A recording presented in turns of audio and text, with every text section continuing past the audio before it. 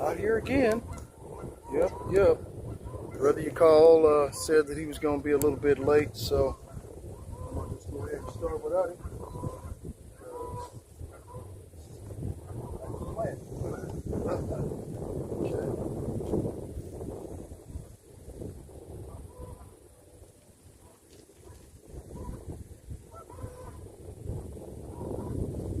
Right, obviously something short and sweet. I can always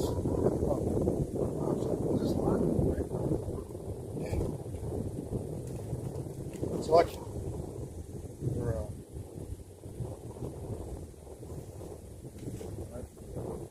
call Allah Yahweh to the east. Call Allah Yahweh. Ba'ashem Yahweh Shai. Ba'ashem Rahawah Kakadash. Double honor to the apostles and elders of Great Millstone for pushing 100% truth and rule well. Peace and salutations to the hopeful elect that have been scattered abroad throughout the four corners of the earth. Shalom. This is Mataza Lacham, right? Which means unleavened bread in the Lashon Kodash language, the ancient true Hebrew language of our people, the Hebrew Israelites of the Holy Bible. These Edomite Caucasians, they know who the fuck we are. They know, they've always known, and they want to continue to live in the falsehood and the lie that we're not. We're just a bunch of apes, chimps, monkeys, chimpanzees that fell out of a fucking tree, saying that we swing from trees to trees like Tarzan. The thing about that Tarzan is that he happens to be an Edomite Caucasian. What the fuck? Okay? These Edomites, like I said before, are culture vultures.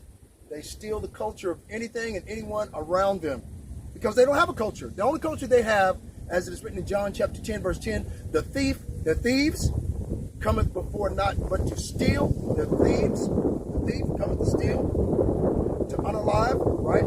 That's all they know how to do. And destroy everything of any beauty, of any significance, in any continent, anywhere they go. That's all they know how to do. They don't know how to do anything else, man. Okay, it's amazing. I'm like, wow, goddamn, you people are wow. They really don't know what the fuck is really going on. Wow, they really don't know. I'm like, wow, you people are crazy. But you're Edomites, so we can't expect you to know much of anything else other than that, beyond that. So like you, let me put my hotspot on right quick.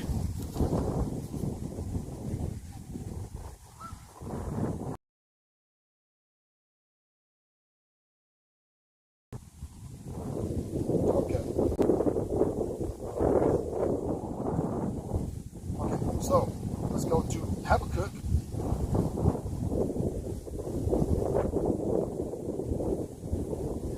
It's like Habakkuk chapter 2, verse 16. Right? Because that's all these devils have ever done. Is not only they steal, kill, and destroy, but they're culture vultures, as I say before in the video. They don't know how to do anything else. It's rape, murder, steal, torture, kill, steal people's natural resources, and then claim everything is theirs. They hoard it to themselves. Nothing but gold, silver, diamonds, riches. Okay? When you die, who the fuck are you going to pass it to? Nobody says anything. Yeah? Okay, these Edomite Caucasians, they have the unmitigated audacity to try to pass on their evil and wickedness onto their children. Their children are asking questions. Why do we have to mistreat these people that haven't done anything to us? It's all over TikTok, Facebook, Instagram, Messenger. It's all over the place. Okay? They're asking questions. $1 million questions they're asking. Okay? Habakkuk chapter 2, verse 15. Thou art filled with shame for glory. Drink thou also, and let thy foreskin be uncovered. The cup of the Lord's right hand shall return unto thee, and shameful spewing shall be upon thy glory. And that's exactly what's happening these days. Shameful spewing is being put upon their glory. They say, America, let's make America great again, make glorious. Right? Because you have, like they got the World Cup over here in America right now. Okay, the World Cup is what they call football in another country, but we call are vying for a position of #1 soccer team in the world, right? And that's been held in the United States. All of these individuals that come from different parts of the world to cheer on their team or to cheer on their country are running into the food that's here in America, right? That make people overweight, that bring about heart attack, stroke, okay, brain embolisms, brain aneurysms. You see what I'm saying? They cause myocarditis, pericarditis, okay, which are all different diseases. Now, look, this is not medical misinformation. This is what the food stuffs here in America actually do to people. Okay? Now, you have 70 and 80-year-old people that back when they were young, they ate real food. Bananas had seeds in it. Watermelon had seeds in it.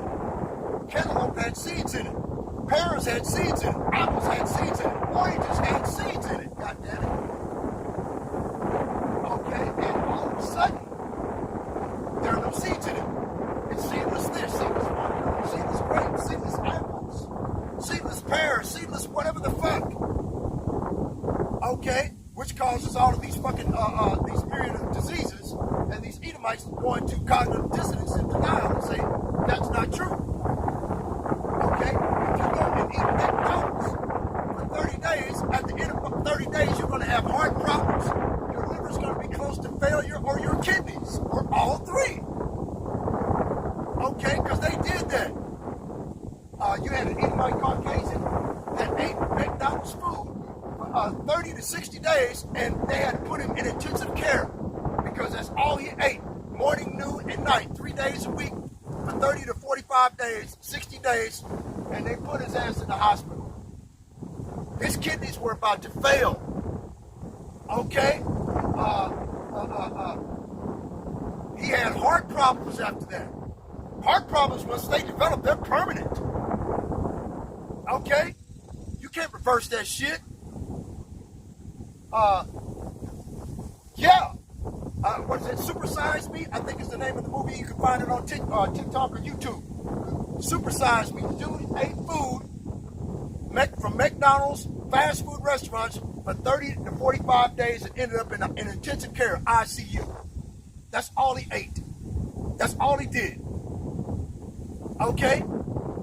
So these World Cup people that come from different countries that come to experience America's food, they say it's the best food that they've ever tasted. What they don't understand is that the ingredients that the Americans put in their foodstuffs in order to enhance the flavor is either pork enhanced or blood, human blood enhanced with sugar, salts, and different other chemicals. You have dyes, that all of these things are being ingested by the human digestive system that are not supposed to be there. And these Edomites and other nations and heathen nations that come over here to enjoy this World Cup are calling themselves this is the best food that they've ever ate. They've never eaten barbecue sauce like this. They've never eaten pork ribs that fall off the bone like these do. They've never eaten a steak that's succulent and juicy like this. But they don't understand that it's genetically modified. They don't understand that it's plastic. Okay? They don't understand, man. Okay? And they're all over the TikTok, all over Messenger, Facebook, explaining how great the American food is. Then you wonder why you have individuals that are obese, morbidly obese. You got people that live here in America that's 600, 700 fucking pounds. Pushing 1,000 pounds in body weight from overeating. Okay? Subject to death at any given time. All of these things are acting the part of the shameful spewing that is being put on the glory of what America truly is. And besides, you have the apostles and prophets of Great Millstone and other righteous men standing on street corners, as I'm doing out here on the highways and byways and the chief places of concourse, explaining these things to these heathen nations so this way they'll understand what the fuck they're doing. Because when they go back, they're going to start developing internal organ problems from eating this profusely obese making food here in America. Okay? They're going to run into big physical problems. when they get back home. Real shit. They've never had air conditioning. Okay? What they don't understand is that the people that they took into captivity created all of these amenities for these Edomite Caucasians.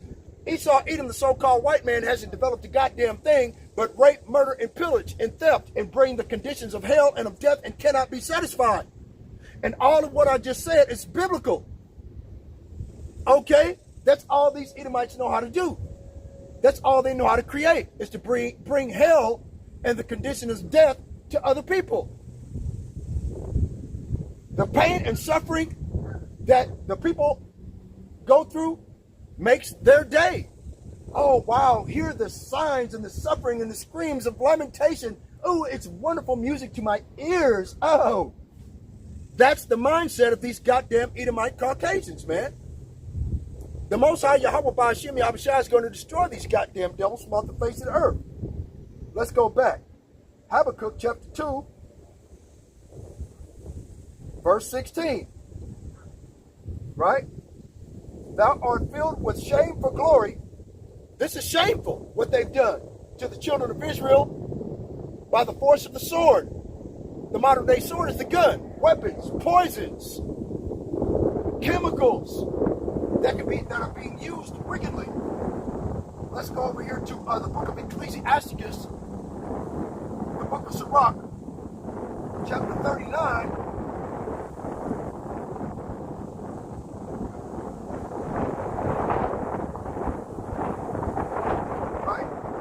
Verse 26. The principal things for the whole use of man's life are water, fire, iron, and salt, flour of wheat, honey, milk, and the blood of the grape, and oil and clothing. Ecclesiasticus, the book of Sirach, chapter 39, verse 27. All these things are good to the godly, so to the sinners are they turned to evil. Okay? This is the shameful glory of these devils. What they push out, man. Thou art filled with shameful glory. Habakkuk chapter 2, verse 16. Thou art filled with shameful glory. Drink thou also, and let thy foreskin be uncovered. The foreskin of these devils is being uncovered by the righteous men standing on street corners, revealing the ideology behind the mark of the beast. We're revealing the wickedness of the white man. We're revealing the slavery for the Israelites. We're revealing that the fact that the true Israelites of the Holy Bible left that area of the world and they were so-called black people. Okay, the mainstream narrative is beyond disingenuous. Okay, they left black. The war for Israel. When he was asked about peace in the Middle East, the late President of Egypt, Gamal Abdul Nasser, stated the Jews will never be able to live here in peace because they left here black and came back white. Okay? So everybody in the so-called Middle East or the Western Asiatic countries, the European countries, all of Europa, they understand that the Israelites of the Holy Bible were a dark race of people. Don't get me wrong. Ham is the youngest son of Noah. Right? The progenitor of the dark races, not the Negroes. That says that in Zondervan's Compact Bible Dictionary. As a matter of fact, I got a copy of it right here. Zondervan's Bible Dictionary. Okay?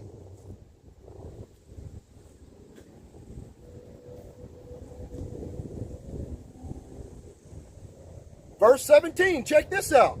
For the violence of Lebanon shall cover thee, and the spoil of beasts which made them afraid, because of men's blood, and for the violence of the land and of the city and of all that dwell therein.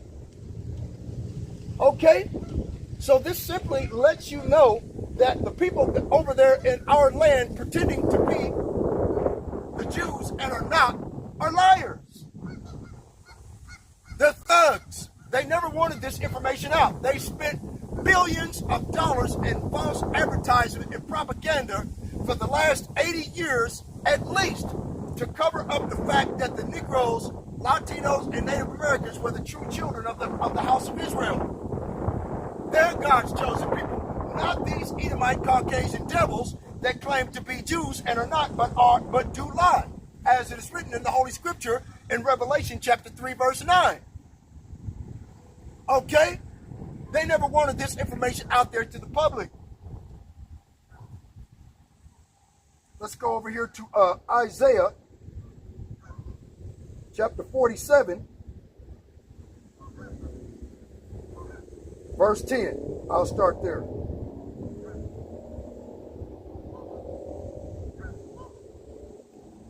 Right? For thou hast trusted in thy wickedness, thou hast said, none seeth me. Thy wisdom and thy knowledge, it hath perverted thee. Right?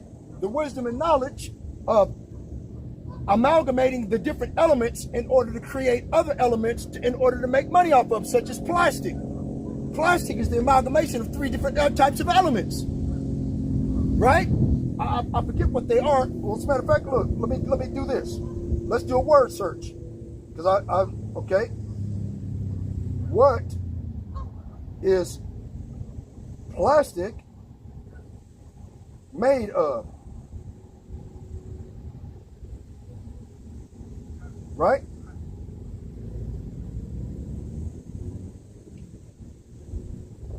The hell? Come on now.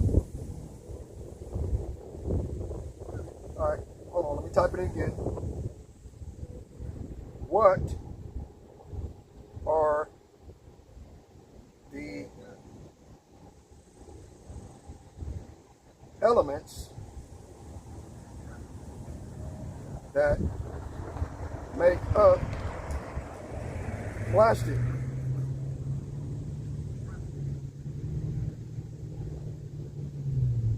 Okay, so it won't let me load it. Wow. Why not? That doesn't make any sense. Okay, hold on. That's probably why I wasn't online. Okay, let's keep it. Right. All right, let's go get it. The same question.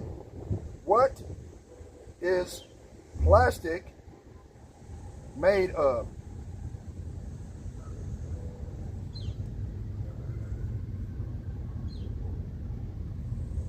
Most plastics are made from fossil fuels, specifically crude oil and natural gas. Okay? Oil and gas. These raw materials are refined and processed into basic chemical building blocks called monomers, like ethylene and propylene. These small molecules are then linked together in long chains called polymers to create the strong, moldable materials we use every day. Okay? So, their wisdom and knowledge that has perverted their mindset, okay, that has allowed them to create even more monstrous things to the detriment of the people that inhabit the planet Earth. What the actual fuck? You would think that you know, the main problem, okay, of the world today is Esau. If you move, because all of the problems of the world, famine, homelessness, incurable diseases, fucking theft, famine, rape, pedophilia, okay? All of these different things are plagues that have been projected onto the inhabitants of the planet in order to push these devils into a position of their supreme and under the moniker that they're white. You're not white. What the fuck? You're Edomites. The Bible says that you're red. You have come from the progenitor of your race of Edomites from Esau Edom. Esau Edom came out red all over like a hairy garment. Thus his name was called Esau. So there's no way that you people are white, but they created the concept, the social construct of white and black in 1681. 2 years later, in 1683, they created misogynistic laws that forbade so-called white women from having sexual relations and marrying into the heathen nations slaves. Okay, so these Edomite devils, when they came over here, they've always had a problem with their women leaving them, okay, for us. Okay? They've always had a problem with that, which pushes their perpetual hatred. Okay? So like, let's get Isaiah 47, verse 10. For thou hast trusted in thy wickedness, thou hast said, none seeth me. Right? And they do all these things in secret councils. They call them summit meetings. Right? G7 summit. G20 summit. Right? At the World Health Organization or the World Economic Forum. Right? They do these things in secret and they decide the fate of the children of Israel and the rest of the inhabitants of the planet. So about 250, 500 people decide what you're going to eat, what you're going to drink, what you're going to wear, what you're going to see on TV, what the fuck you're going to see on mainstream media, all of this wicked bullshit. And that's what these Edomite devils do, man. 24 hours a day, 7 days a week. They don't know how to do what's right. Okay, if they weren't trying to be politically correct, they'd hang black folks and other nationalities of people from a goddamn tree just to prove they could hang somebody and get away with it. The goddamn police, the fire department, the lawyers, the judges, everybody would be in on it. What do you think's changed? Political correctness. They want to be politically correct in front of the inhabitants of the fucking world because everybody has a television monitor. Everybody's got satellites now so they can see into your country to see what the fuck you're doing, what you're up to, just like you can see what these other individuals are doing in their countries. See? So they see what the fuck's going on. Right? So now they want to be politically correct. Other than that, they hung my ass from that goddamn light post over there already. The police would have came up and called. They'd arrested me. Then here come the fire department. And that light post over there behind me, or over this one over here in front of me, that's where I'd be hanging at, with a goddamn electrical post, saying I committed suicide with my hands zip tied behind my back. Okay? That's the wickedness of these goddamn animals. Isaiah 47, verse 10, for thou hast trusted in thy wickedness, thou hast said, none seeth me, thy wisdom and thy knowledge, it hath perverted thee. And thou hast said in thine heart, I am, and none else beside me. These devils have a God complex. They actually believe, okay, that they're going to walk right off into the kingdom of God, kick God's ass, and sit on his throne, and rule from heaven to do whatever they want to do. This is the mindset of these people, man. They don't give a shit. Okay, they have a God complex. They always have had one. Verse 11, therefore shall evil come upon thee, thou shalt not know from whence it riseth, and mischief shall fall upon thee, thou shalt not be able to put it off. And desolation shall come upon thee suddenly, which thou shalt not know. And that's exactly what's going on right now. They don't understand why they can't afford to pay their bills. They can't understand why they can't afford to go out and take their family out to the movies. They can't understand why they can't afford their car payments and truck payments anymore. Okay? All of the mischief that they projected onto the children of Israel and the inhabitants of the earth that live here in America, the so-called Great American Melting Pot, okay, has fallen about on their own head, like it says in Psalms chapter 7, verse 15. Let's get it. Shalom. Hey, shalom, brother. Shalom, shalom. Shalom. Rock it up. All righty. Where was I at? Psalms chapter 7. Right? Let's start at verse 15. Okay, let's start at Psalms chapter 7. Verse 14. Behold, he travaileth with iniquity, and he hath conceived mischief, and brought forth falsehood. Right? With that white privilege, white supremacy. Did he not conceive mischief and bring forth falsehood? That's a goddamn lie. That's what a falsehood is. It's a lie. It's pseudoscience. Pseudos means a lie. You see? And that's what these devils have done, man. Verse 15, he made a pit and digged it, and is fallen into the ditch which he made.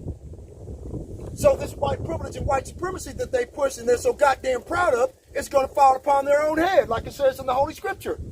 Psalms chapter 7, verse 16, his mischief shall return upon his own head, and his violent dealing shall come down upon his own pate. He's fucked. Eye for an eye, tooth for tooth, hand for hand, foot for foot. The things and evil and wickedness that you push and project on other individual races is going to come down back upon you. In other words, you shot yourself in your own foot. And then when we tell these people, you're preaching hate, we like them. Yeah, until you end up like a fucking victim like Nolan Wells, hung from a goddamn tree. They just found out they beat the boy to death and threw him into the fucking lotion. They beat the boy to death. Nolan Wells, they beat him to death. They found broken ribs, a broken jaw, a cracked motherfucking clavicle. They stomped. That means they stomped him in his neck. The wishbone, your collarbone, that was broke. That means that they had either been kicking him pretty goddamn hard or stomping on his throat, man. Okay? Now, he had a bunch of white friends that were out there with him, right? So-called white people. He was surrounded. They had 2 adults that were out there with him. They were surrounded. They said that they bludgeoned the boy to death with something like a solid instrument. And if they went back and did research on that boat, they couldn't find anything. So evidently they threw the instruments that brought about the death. It was like okay, they brought about the death. It wasn't solid, but you see what I'm saying? And they bludgeoned him with silly putty. Okay, you see what I'm saying? See, even the goddamn Edomite Caucasians know, man. They know exactly what they did. They killed Nolan Wells with. That's crazy. He drives by here in the back. So clearly they had bludgeoned the boy to death, threw him into the fucking ocean, man. Wow. You know what? These are your friends? Everybody's doing that's not masturbating right now. They're pre-masturbating. Everybody. Okay, so the pre-masturbation he's talking about is everybody playing around with them goddamn guns, shining them up, oiling them up, oiling up their bullets for the civil war that's about to start. The Most High Yahweh Ba'ashem Yahushua is going to turn these Edomite Caucasians upon one another. That's what's going to happen. Right? Psalms 7, damn it, come on. 7 and 14 again. Behold, he travaileth with iniquity. What is iniquity? Sin added upon sin unrepented of. And hath conceived mischief and brought forth falsehood.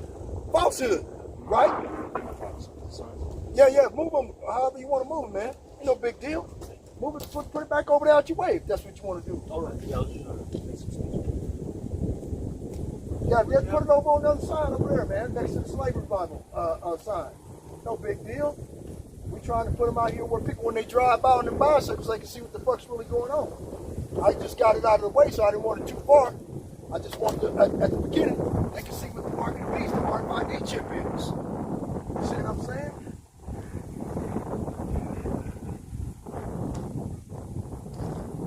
You see? That way they can understand what the mark of the beast is. People need to understand it. They need to know what it is. You know? A lot of people don't get it. They don't know what the mark of the beast is. They think it's sin. They think it's a white woman. You know, from all from the misrepresentation of the words of the Most High God from all these other bullshit camps. IUIC, ISUPK, GOCC, IGGJC, and all the rest of them other goddamn camps that ain't worth it. They ain't worth a plug nickel. What you call them? One body Yahushua. Okay, one dead body is what they need to be calling themselves. Okay, about that nigga, that old fossilized bottle, trying to put new wine in an old fossilized bottle like him. You know, it's all gonna bust out and onto the ground. It ain't gonna be good for nothing. They don't even call themselves one body in Yahushua. They say they Yeah. call themselves one body. They took the name. The name Yahushua out, Yeah. right? You see what I'm saying? So that's how you know they took the bag, man. We ain't taking no bag. Fuck a bag. I got a job. So what? I don't think I'll have it long. But oh well. I got to do what I got to do, man, in order to stand up for the Lord, man. I want to be one of the individuals that Ezra's in chapter 2 says, I commend thee for standing so stiffly for the name of the Lord. That's where I'm at. That's what I'm trying to get to. Okay? I know we got to go through hell and a bunch of high water to get there, though. Right? Right? Murder, killing. Our families come turn us in, like it says in Matthew chapter 10. But let's go back into Psalms 7 and 15. He made a pit and digged it and is fallen into the ditch which he made. His mischief shall return upon his own head, and his falling dealings shall come down upon his own pay. So these devils, they got a lot coming. You know, but they don't want to pay for them even when it sins of their forefathers. Right? Let's see, where's I at? Isaiah chapter 47, verse 11. Therefore shall evil come upon thee, thou shalt not know from whence it riseth, and mischief shall fall upon thee, thou shalt not be able to put it off, and desolation shall come upon thee suddenly, which thou shalt not know. So the Most High Yahweh Ba'ashem Yahushua got these Edomite Caucasians in a trick bag. They're screwed. They don't know what to do. What can an Edomite Caucasian do without us? Their entire culture that they brag so much about was based on what we built for them. We're the ones that made America great, man. Right. The blacks, Latinos, all right, Native Americans, we built this country. Right. All right. All of the things that they purchased from us that made us rich today were created by us. Air conditioning, deep freezer, refrigeration, okay, central air and heating. Okay, all these things were built by us. Go ahead, bro. When I drive across town sometimes, I see nice houses. I just think about Issachar, you know? Issachar, Right, because his race of people, the Issacharites, they're the ones that usually build all of these big ass houses. 5-6 bedroom, full basement, 2 or 3 bedrooms downstairs, goddamn bathroom down there too. All of that shit, man. You know, he's the one that been building all them goddamn basements and digging into the ground and building all these big badass houses. Central air, central heat. Like I said, I was talking about the World Cup and how they people come over here eating up all the different food and they say it's the best food they ever tasted, not realizing that they're eating chemicals and the genetically modified organic food that they build out of the ground that are carcinogenic in nature, okay, that have been sprayed over with Monsanto, which is another carcinogenic chemical that was created by the Bill and Melinda Gates Foundation. Okay, and this shit, okay, and they say this is the best food I've ever tasted. Right? Shit, I'd rather go over there and eat real food. Fuck it. We can bring all of the things that we made for these Edomite devils over there. They be going crazy over, like the Europeans, they love ranch. They came over here, they're like, dude, we discovered ranch, this is the best thing ever. Not knowing that there's seed oils, highly processed seed oils in that ranch. Right, man. You can literally put in your car and drive your car, you know, by putting that stuff in your car, man. That's what you're eating, man. Right, but they don't get that part. Artificial I flavors. quit ordering ranch with my wings. I used to go to Buffalo Wild Wings. They say ranch because ranch tastes pretty goddamn good with some chicken wings. I'm like, man, and then when I found that out, man, I quit eating ranch because that shit calcifies the interior wall of your arteries. Yep. Okay, and when that hardens, it becomes calcified, and it narrows the ways of your blood in your system, thereby causing stroke and heart attack. And not only that, these seed oils, these highly processed canola, soybean, peanut oil, and all that Vegetable oil. It ages you, man. It ages the shit out of you because your body is constantly breaking it down. But like when you put it in the car, it's not breaking it down. It's lubricating parts. But when it's in your body, or in your stomach, your body's trying to break it down so you can, you know. But it ages the shit out of you, and it causes so much inflammation. I used to have a whole bunch of, I don't know if you can see it right now, all this stuff right here. Yeah. It used to be bad, and then I stopped. Acne. Yeah, like adult acne, and that was because of the seed oils. All right, and I stopped eating as much seed oils. I lowered it to zero. You started to clean up. It started just going away. You know. See? You see what I'm saying? And all of these nations are over here for the World Cup, goddamn soccer game, and they're over here in America to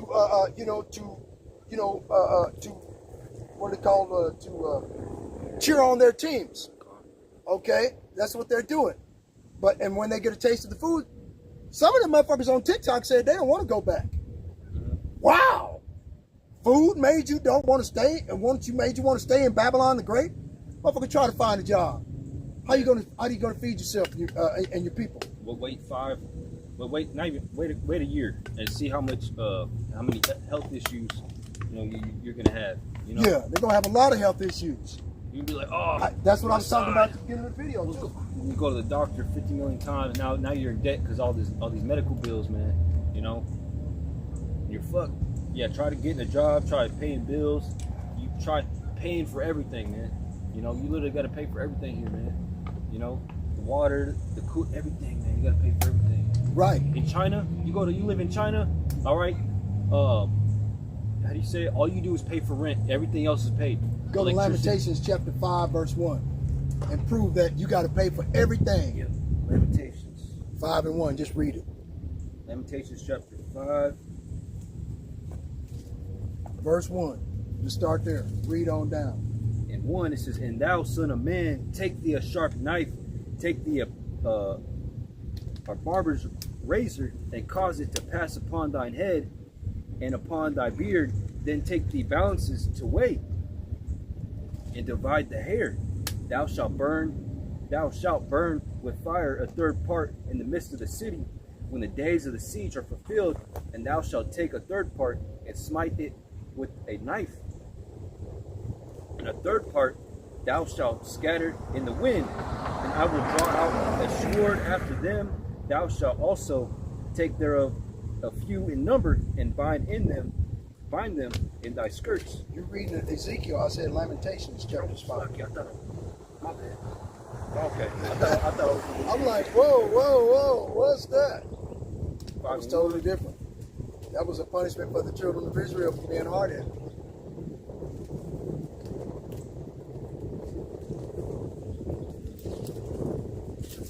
I was waiting for the point to come up.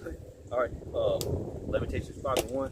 "Remember, O Lord, what is come upon us. Consider and behold our reproach. Our inheritance is turned to strangers, our houses to aliens. We are orphans and fatherless. Our mothers are as widows. We have drunken our water for money. Our wood is sold unto us. Our necks are under persecution. We labor and have no rest." Okay, this is a bottle of water. I had to buy it. Okay, I had to buy it. Our water is sold to us for money. Our wood is sold to us for profit. You can't build a house unless you go to the store and buy the wood from the Edomite Caucasian. Salakia at Home Depot, Lowe's, okay, in order to build a fence or whatever else. Our wood is sold unto us. Read that again. Lamentations 5 and 1, verse 5. "Remember, O Lord, what is come upon us. Consider and behold our reproach. Our inheritance is turned to strangers. Our houses to aliens. We are orphans and fatherless. Our mothers are as widows. We have drunken our water for money." Right, see? Our fathers, our fathers, they're fatherless. You know, all of these kids going to school nowadays, they mama, they got a bunch of baby brothers and sisters and cousins, right? And they all come from either the same daddy or different daddies, different fathers. You see what I'm saying? Okay, you got that? That's a curse. Okay, part of the curse of Deuteronomy.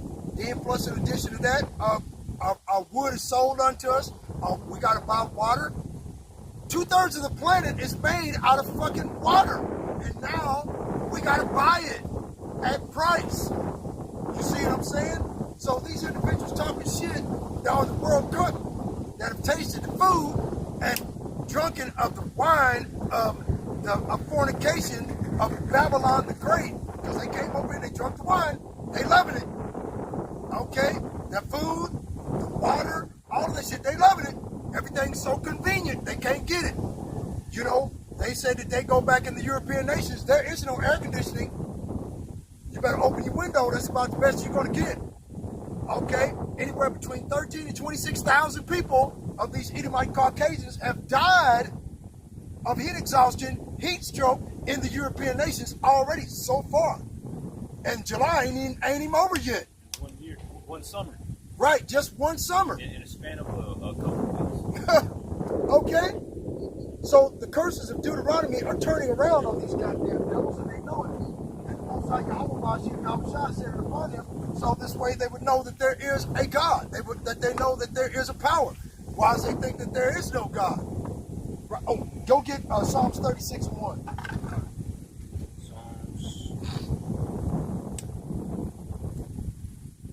Psalms 36 verse 1. Psalms chapter 36 and 1. The transgression of the wicked saith within my heart that there is no fear of God, Yahweh, before his eyes, for he flattereth himself in his own eyes until his iniquity be found to be hateful. Exactly. See, their iniquity is sin added upon sin upon sin. Do you think these Edomite devils pray every night before they eat? When I took my woman to a restaurant just to get us out of the house so she could practice walking around on her walker and getting up out of a wheelchair because she broke her leg. And so we took her out to eat. I took her out to eat, whatever, and the kids. And you know what I mean? These white folks, we prayed over our food, right? Because we had to be thankful we had an opportunity to go to a goddamn restaurant. They're starting to shut down a lot of restaurants now because the people can't afford it. You see what I'm saying? And the restaurants are losing money. Okay? And Edomites, they just come in, they start talking shit, and they order their food, and they just go right to eating. They don't think about God not one time. That's how confident they are in white privilege and white supremacy, man. And we try to tell you what the fuck they're doing, you think we're lying to you for something. Oh, you preaching, hey, you're baiting on. No. The Most High Yahweh Bashim Yahweh Shai has already designated their end. Their end is done. Okay? Go ahead. While I was on vacation home this weekend, I just got back from that's why I'm late. Driving around in the country, Kansas, Oklahoma, and I was looking at these farms and all this beautiful land. And I was just like trying to put myself in these Edomite shoes. And I had trouble. I had trouble doing it. Because if I was one of these Edomites owning all this land, coming to this frontier, for the first time, seeing all this land, I would be thankful. Like, just praise the Lord as much as I could, that we have it all. This is a beautiful land. America's beautiful, But, like, these Edomites, they're not like that, man. What they literally did is they took everything. They are literally the wicked of the Bible. They fit the description of the wicked. They believe in their life is, they live once, all right, and they take everything and take, and they give it to the kids, and that's Proved it. all things. Psalms chapter 17, verse 13. Psalms 17 and 13. Yep.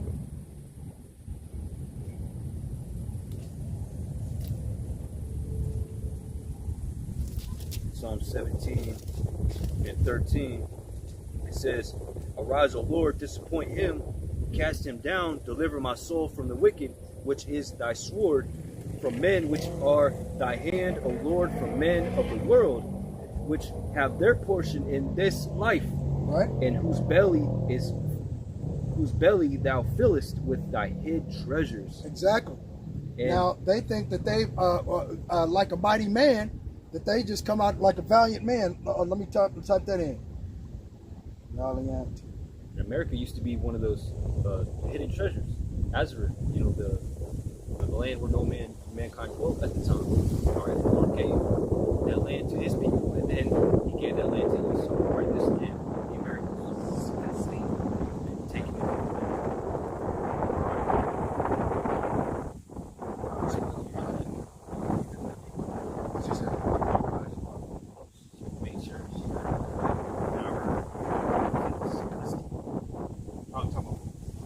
More than likely.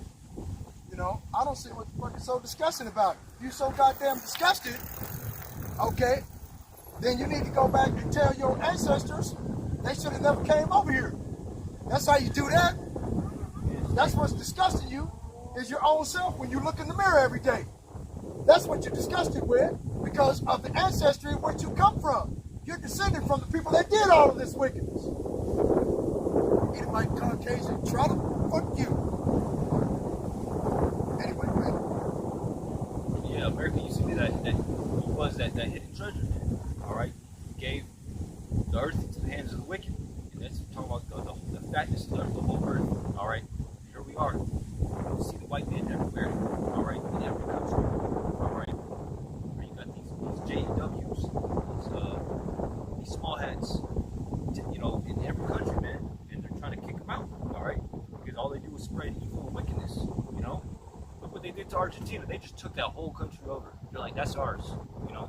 Right, and they did that in recent history. And that used to be the land of Naphtali, Argentina, all right, with the Guachos, all right, which they speak like South American cowboys, all right, that's the prophecy of the Naphtali, all right, with hinds feet, you know, pouncing around on the horses, all right, and then Esau came over here, all right, came over there to Argentina, took that whole land over, all right. Right?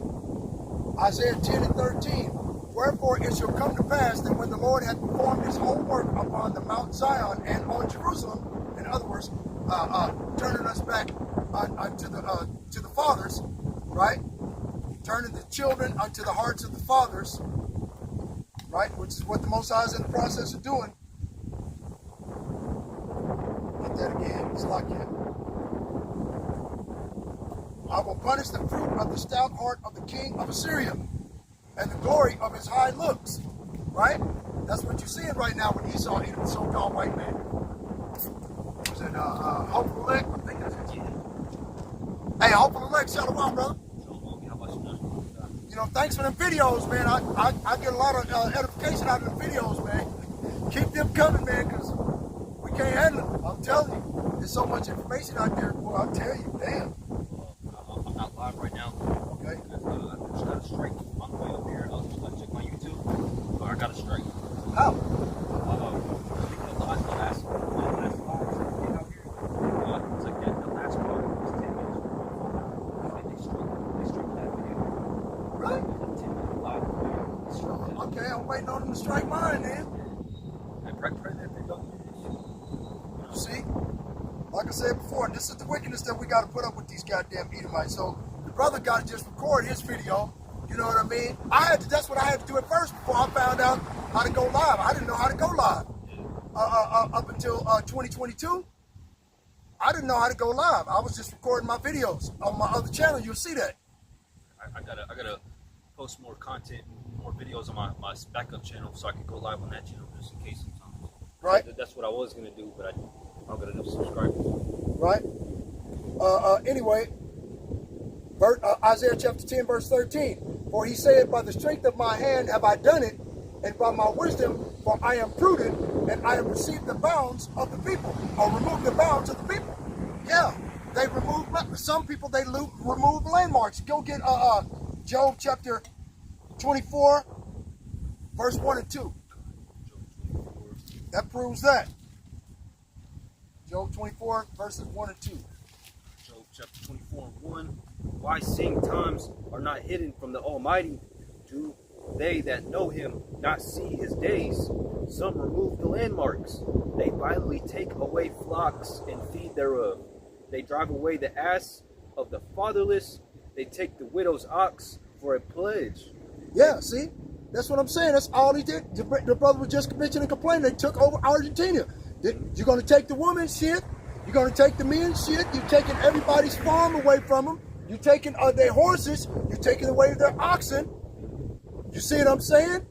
That's Esau Edom. Some remove landmarks. It says this right here.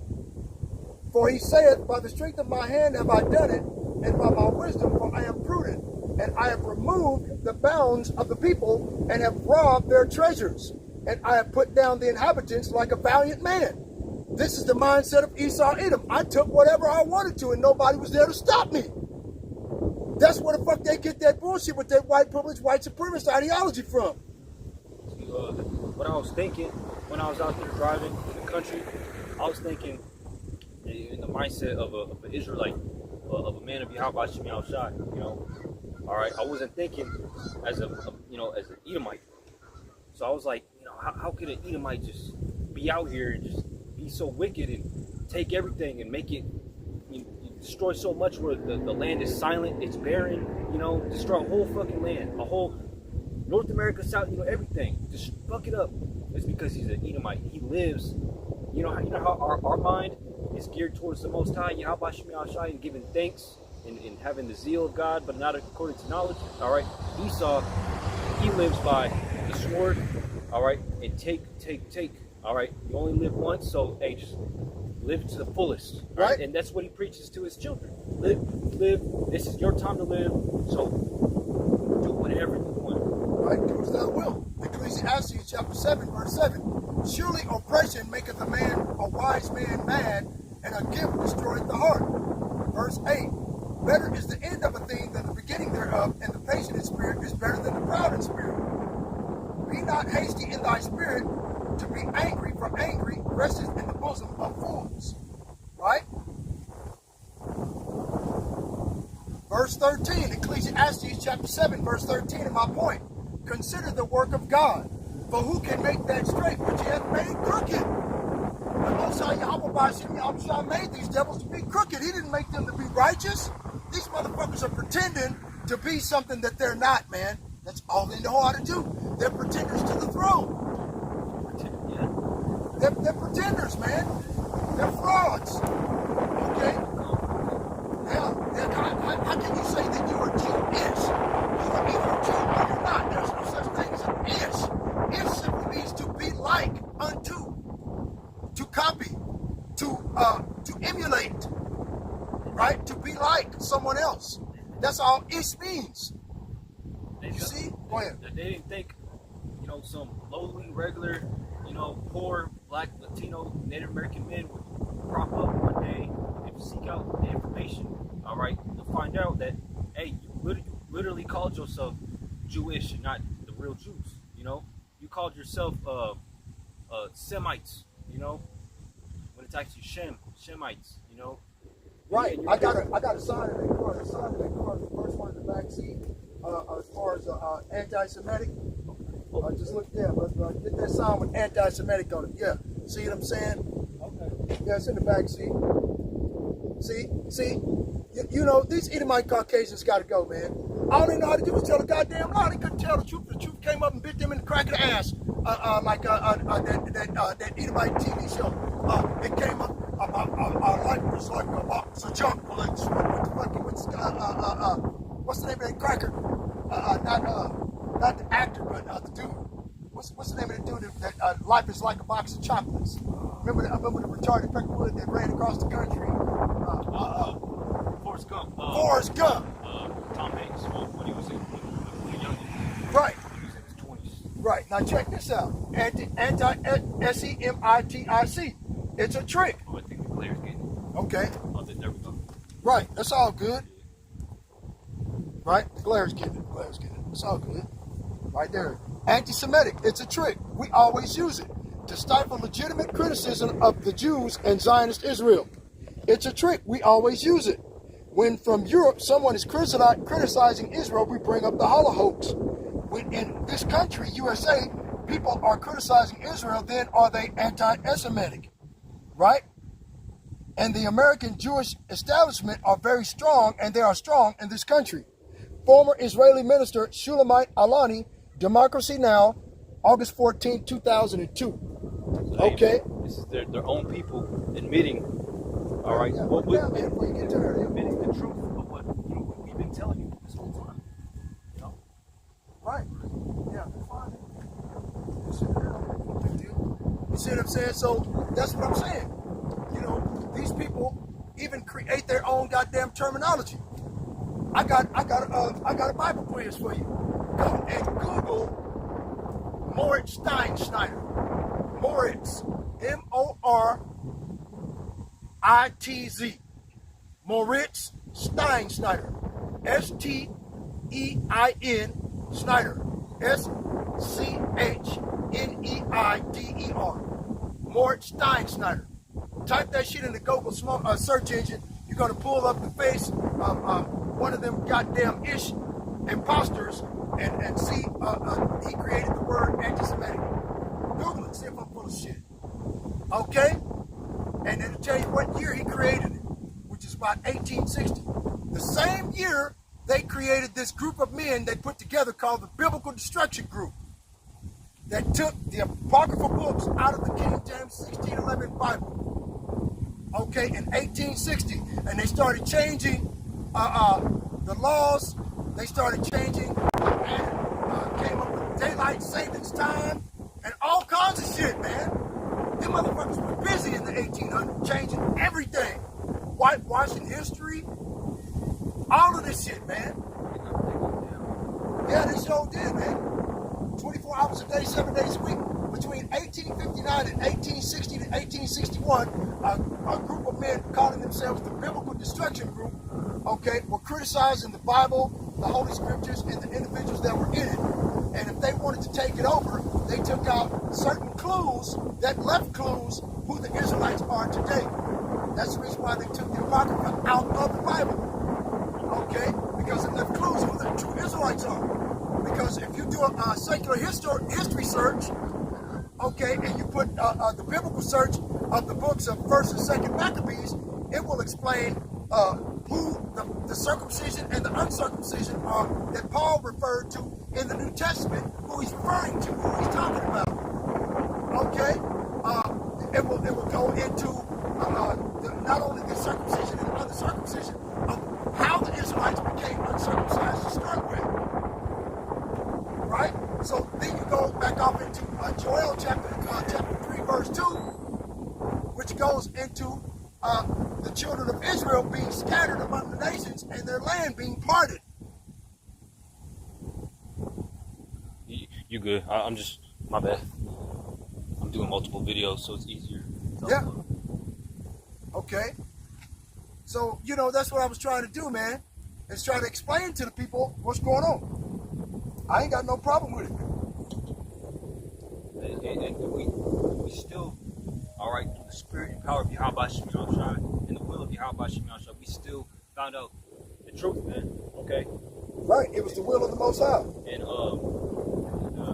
the elder, the brother with the YouTube channel, he got like two of them. Holy Bible Defenders.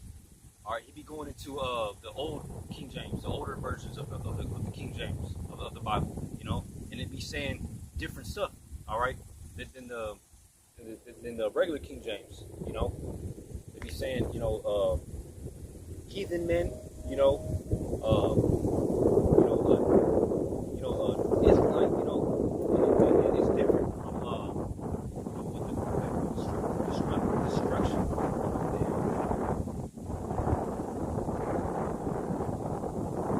Right? So I'm not saying that destruction was a part of creating the King James.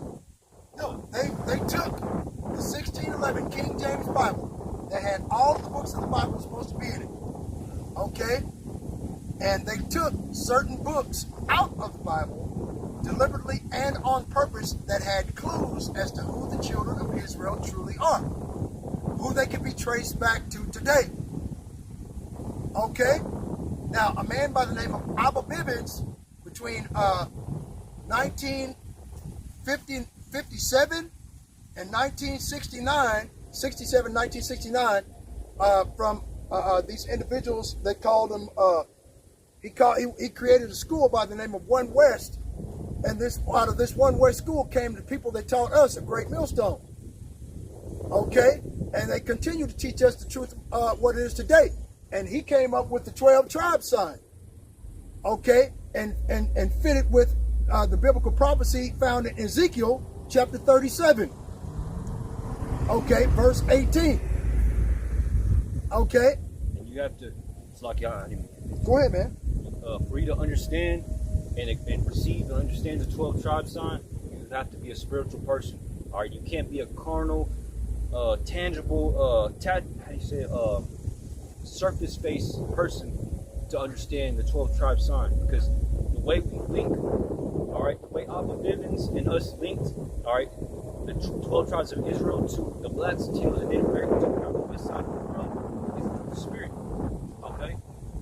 So it's not by like, you know, it's like tangible evidence, DNA testing, you know, because you're not gonna find the word Puerto Rico Mexican, all right, African American in the Bible, man. All right, it's through the Spirit. Okay. Right? Now, if the brother could bring that sign over here of the 12 tribes, Yeah, let's do it. Let's do it. okay, it will explain the 12 tribes itself, all by itself. Okay, and then we'll just put the cameras on it.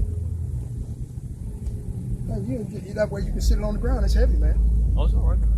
You know, Copy. sit it on the ground. Copy. No big deal. Copy. See? Okay. Right? The 12 tribes of Israel. Explain the 12 tribes of Israel. You know, and why it's made out of paper too. Huh? Got Ezekiel. Okay, yeah. Ezekiel, hold on. Let's get it. Okay. Let's go Ezekiel, because I was going to go to Wisdom of Solomon. It's all good. Let's go to Ezekiel chapter 37. I'll start at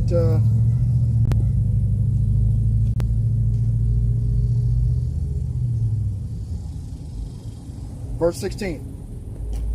Ezekiel chapter 37, verse 15. The word of the Lord came unto me, saying, Moreover, thou son of man, take thee one stick and write upon it for Judah and for the children of Israel, his companions. Go for it. This is that one stick, all right? One out of the two sticks, all right? Judah, or the tribe of Judah. Tribe of Judah, Benjamin, and Levi, which are mainly black, so-called black, with their outer appearance, man. All right, Judah, the North American black people that came from West Africa, around West Africa, Nigeria, all right? Okay? Not East Africa, not South, not North, West Africa. All right, that's why the land over there is called Nigeria, all right, which is actually Nigeria, all right, which means black. And what people on earth, all right, throughout history, biblical history too, are referenced as niggers, all right, niggards, all right, the Jews, all right, the tribe of Judah, all right, the southern kingdom of Israel, not the Hamites, all right, we're not Hamites.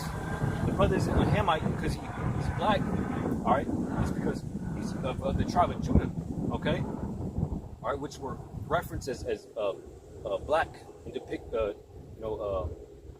with their outer appearance, all right. That's why they were easy to hide amongst the Egyptians, which are Africans, all right, natural Africans, because they look black too, okay. And Benjamin, all right, which are the West Indians, the Jamaicans for the most part, and Levi, which are the Haitians, all right. All of that is one one kingdom. It says it's over here, Southern Kingdom, right? Judah, Benjamin, and the Levite priests. That's the Southern Kingdom, and then the rest is here. Then take another stick and write upon it for Joseph the stick of Ephraim, and for all the house of Israel his companions.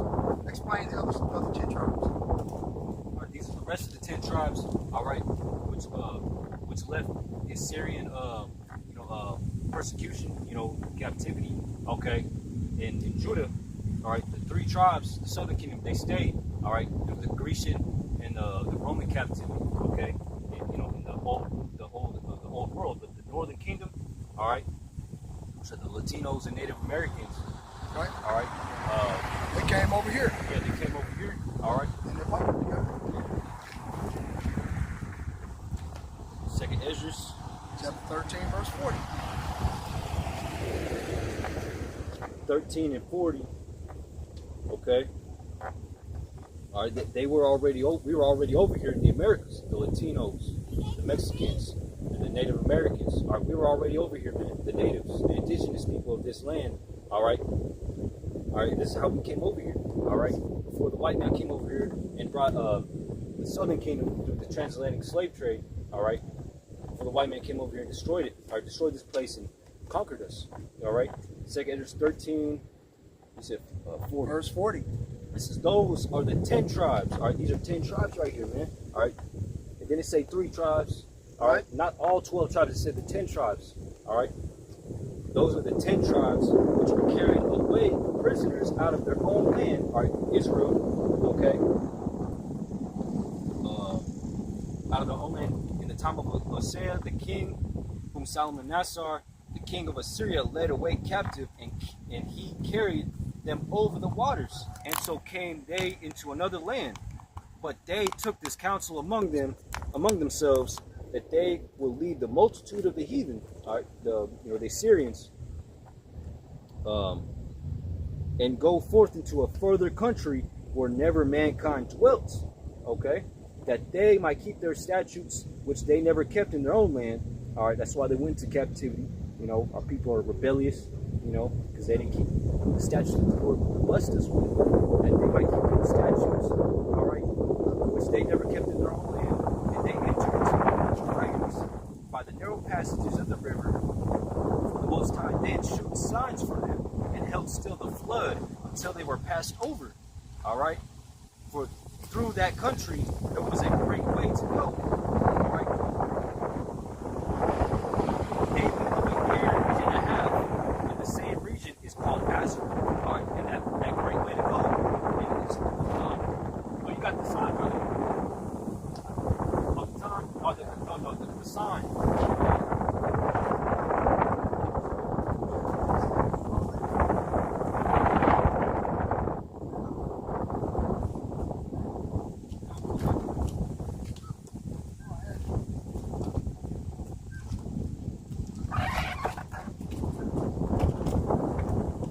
This is that great way to go. All right, they were right here, man, in the Middle East, near Jerusalem, Okay.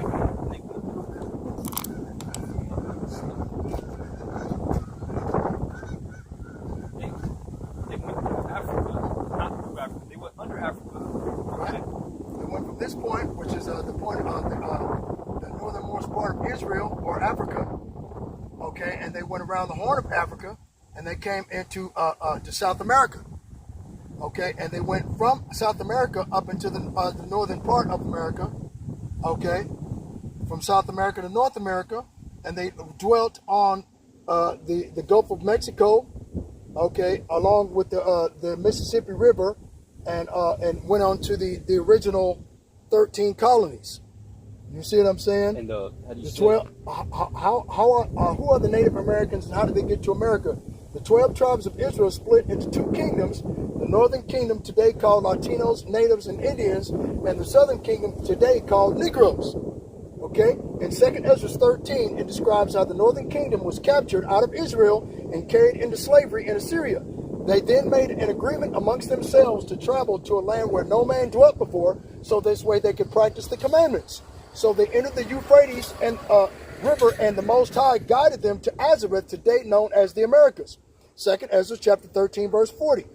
That's how the indigenous population of people got here, man. And while they started in South America and went up north across the Americas, each tribe settled in each land. Naphtali settled in the southern part of South America, Asher in the middle part, of South America, Zebulon, in the Central America, Guatemala, Ecuador, Salvador, Venezuela, Brazil, Colombia, all of these different places. This is where they settled. It tells you, gives you the roadmap of how they got there. Issachar in Mexico, Manasseh in Cuba, Ephraim in Puerto Rico and the islands around there, and then Gad in North America. Right. All right. If I missed a tribe. Right. You had Reuben. Oh, Simeon. Right. No, Simeon. Oh, yeah, that's the Dominicans. All right.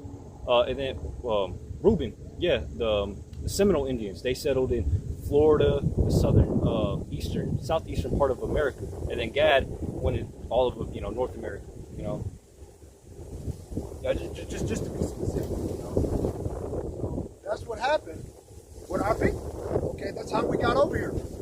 Okay, and a lot of these Edomite devils are waking up to the fact that a lot of the so-called Indians are so-called black people. Because I made a video about it a couple of weeks ago called The Iniquity of Esau, the Dolls Rolls, okay, and changing their names. Or something roughly paraphrased to that effect. But it's about the Dolls Rolls and how they dubbed Negroes on the indigenous population of people that were here. Okay? They were called niggers, beaners, and spigs, blacks. Right? In order to steal their land from them by their own law. Because the indigenous population of people that were here, who were Israelites, they didn't know anything about no goddamn paperwork. What no such thing as paperwork. These motherfuckers came over here and stole everything that they have.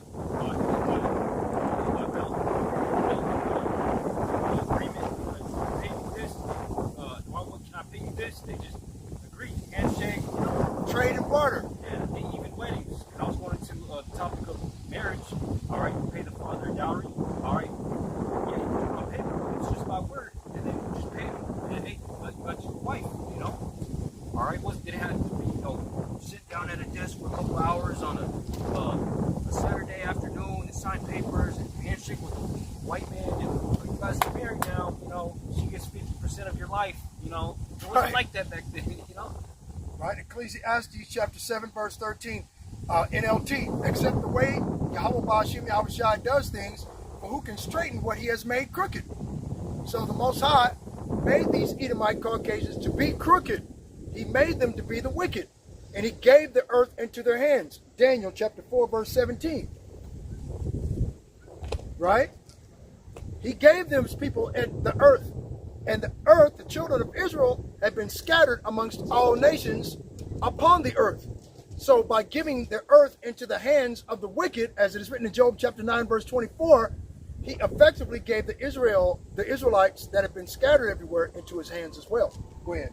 Daniel 4 and 17. It says, "This matter is by the decree of the watchers, and the demand by the word of the holy ones, to the intent that the living may know that the Most High ruleth in the kingdom of men, and giveth it to whomsoever he will, and setteth it up over the basis of men." Who are the base men? The Edomites. So-called white men. Are they seen around here with these big old pickup trucks? You know?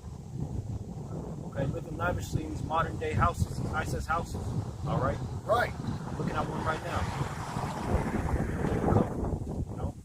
Yeah, they got... They're supposed to be, you know, building our houses. They're supposed to be our ACs, our air conditioners, you know, fixing the plumbing. All right? Doing construction. You know, picking our fruits. Okay? They're supposed to be doing that. Basically, the scriptures say the eldest shall serve the younger. Esau is the eldest. He's supposed to be serving us. And he will when the Lord returns. He sure All right? will. But hey, through the Spirit, we're the eldest. All right, so hey, that's perfect. All right, the eldest, Jacob, the Spirit of the Israelites were make me serve Esau. Now, the time is going to come when Esau is going to serve us. Okay? Right. Now, the Most High Yahweh Ba'ashim Yahushua does the exact same thing. He never changes. He did the same thing in Manasseh. Manasseh came out first because he was the eldest, so the blessing was supposed to pass on to him, but the Most High made it to where Ephraim had the blessing, not Manasseh. He did the same thing with Joseph of many colors. He made him to be ruler over Egypt. But first off, the Most High punished him by putting him in prison. Okay, and had his brothers sell him off as slavery. The same thing that happened to Joseph happened to us. He was sold off into slavery, and at the end of the day, the Most High made him king over all Egypt. So the Most High is going to make us king and priest, and we shall reign on the earth over the lives of the Gentiles. Okay, let's go. Let me get that for you then. So I was going to get it anyway. Reign. Manasseh, the word for Manasseh means to be forgotten. And really, you don't see very many Cubans. We do, but they're forgotten because they're in Cuba, all right, and they're stuck there. You know, Lord didn't forget them. You know, they're being oppressed in their own country.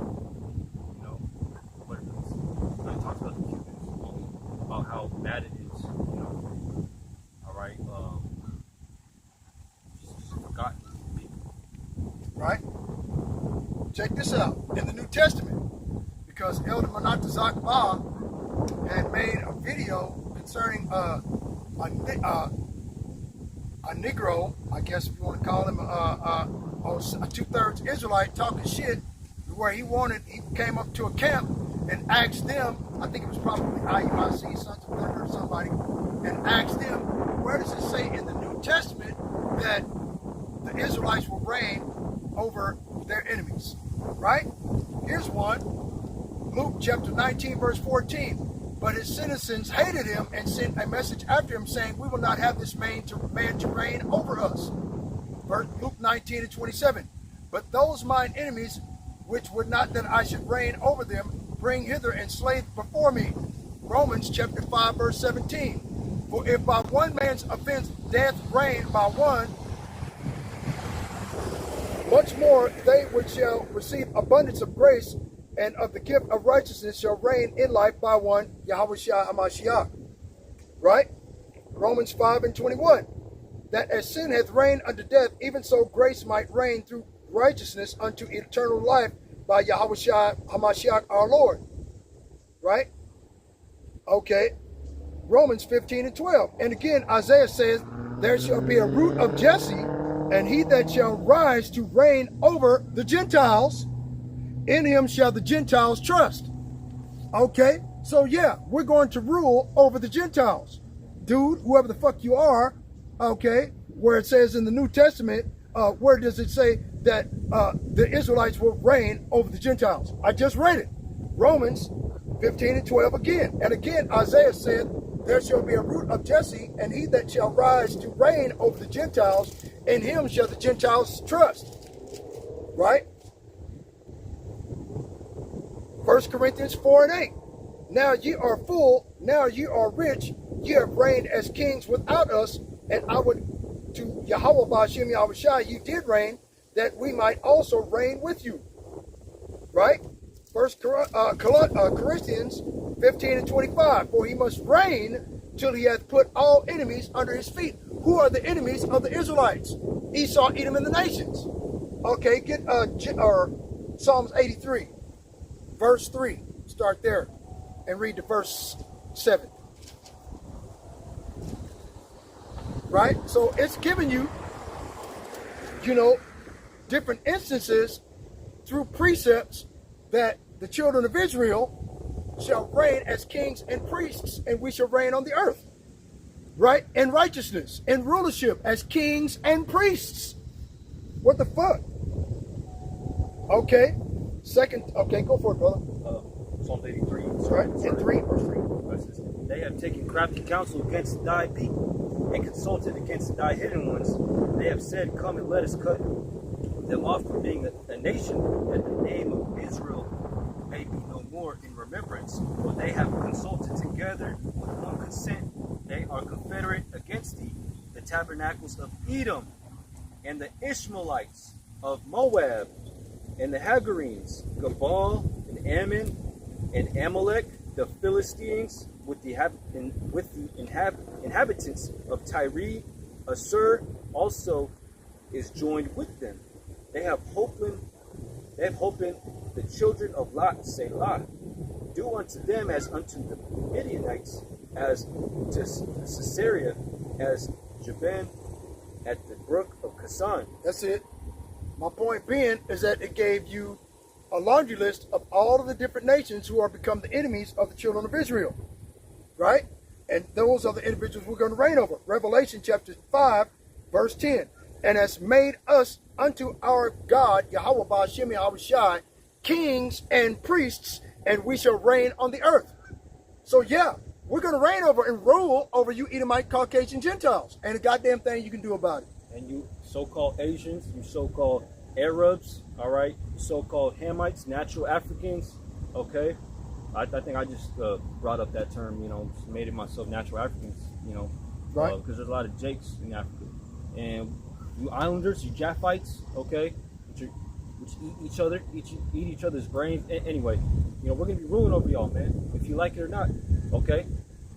And we're going to be ruling in righteousness. And if you want any type of relief, keep the laws and statutes and commandments and be good servants unto us, Hey, we're going to spread you out into the universe, into creation. Yeah. You're going to be on different galaxies. You see those stars that your ancestors be making stories about, other gods' story, wicked stories about, you're going to be amongst those stars. We're going to send y'all, you're going to live up there and work for us, And we're also going to give you land, put you back in your land, on earth, Well, that's after the 1,000 years.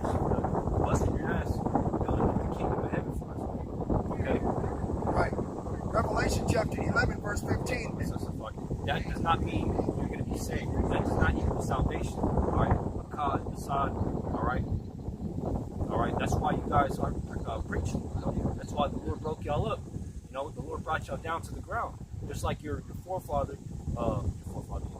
your high priest, Alazar. Okay. Right. Revelation chapter 11, verse 15.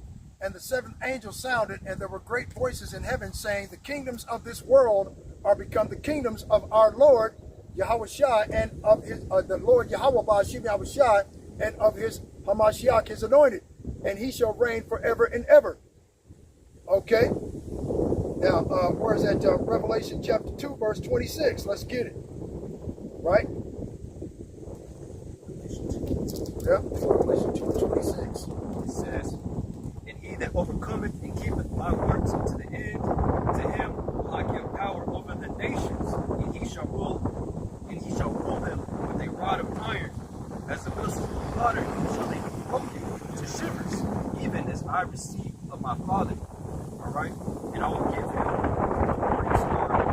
He that hath the Holy Spirit is sent to the churches. Okay, that's New Testament.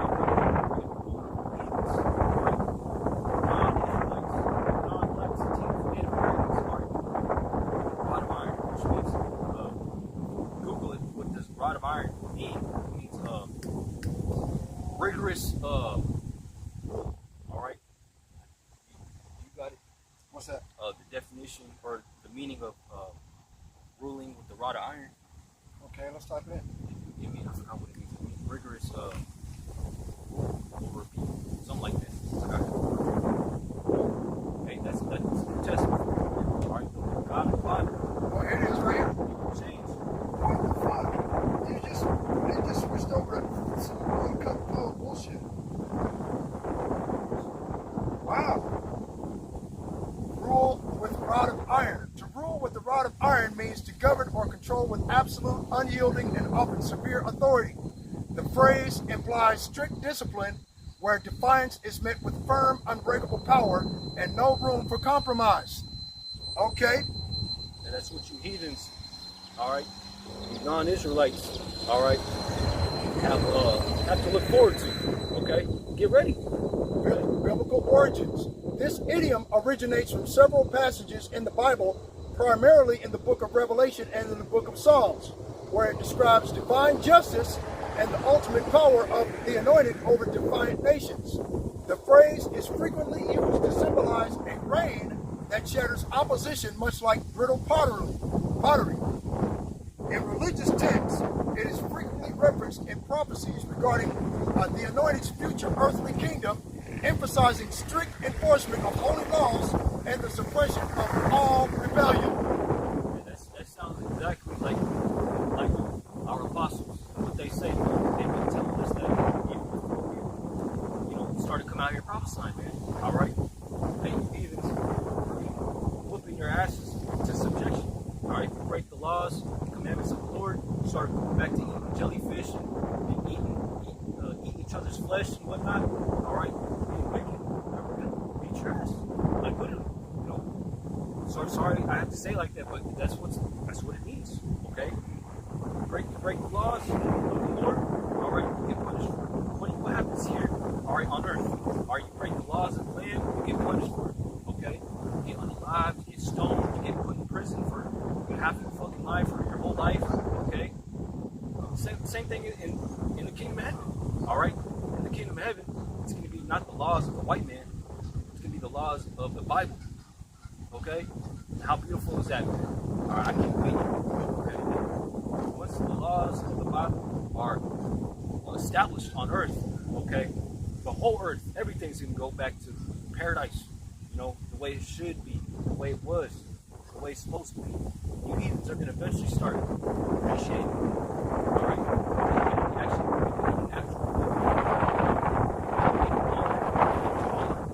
all right, maybe not as tough as Israelites.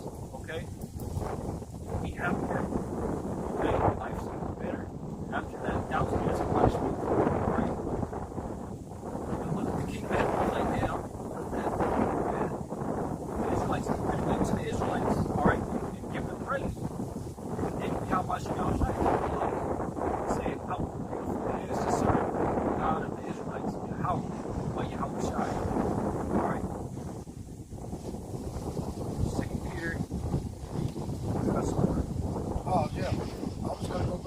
Wisdom of Solomon, actually, because we didn't get a chance to finish Ezekiel 37. But anyway, Ezekiel chapter 37, okay, verse 17. Ezekiel chapter 37, verse 16. Moreover, thou son of man, take thee one stick and write upon it for Judah and for the children of Israel his companions. Then take another stick and write upon it for Joseph the stick of Ephraim and for all the house of Israel his companions, and join them one another into one stick, and they shall become one in thine hand. And when the children of thy people shall speak unto thee, saying, Wilt thou not show us what thou meanest by these? Then say unto them, Thus saith the Lord Yahweh, Behold, I will take the stick of Joseph, which is in the hand of Ephraim, and the tribes of Israel his fellows, and put them with him, even with the stick of Judah, and make them one stick, and they shall be one in mine hand. Okay? And the sticks whereof thou writest shall be in thine hand before their eyes. Now you understand the 12 tribe sign? Okay? That's what's happening. The Most High Yahweh Bashim Yahushua has brought us forth out of the mindset of the false god of Caesarea Borgia of the Gentiles that was forced into us during the transatlantic slave trade and into slavery, where they hung us from a tree for fun, for sport, they raped our women, they broke our men. Buck breaking. Let's go off into buck breaking. This is just some of the shit that they've done to us, man. And if you don't be a good slave to your master, all right, you're gonna, and when you die, you're gonna burn in hell forever, non-stop. The devil. Right? The term buck breaking often refers to a historical and sociological concept describing the violent, often public degradation and sexual exploitation of enslaved black men by white enslavers. It is primarily discussed as a tool of dominance intended to strip black men of their masculinity and enforce total subjugation. Right? The historical context, origins and purpose. The term stems from the era of chattel slavery in the Americas.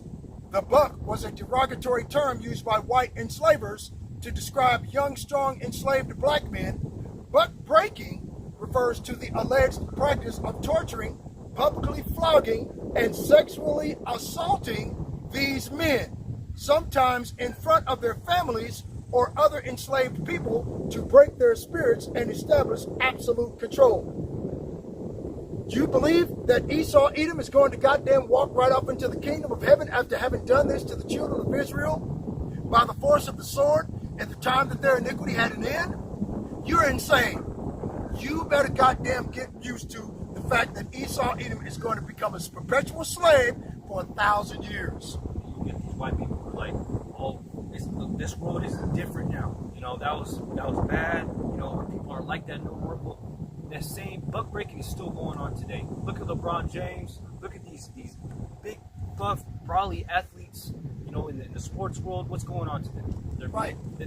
They make these JEWs, these small hats, make them wear dresses. All right, they make them bend over and take it by these Jews. All right, JEW, Slovakia. Okay, you know, and they record it. So if they go off and do something that they don't want him to do, all right, they post it. You know, they put it on the internet. They expose them. All right. They get them drunk and make them do stuff that they don't usually do, all right?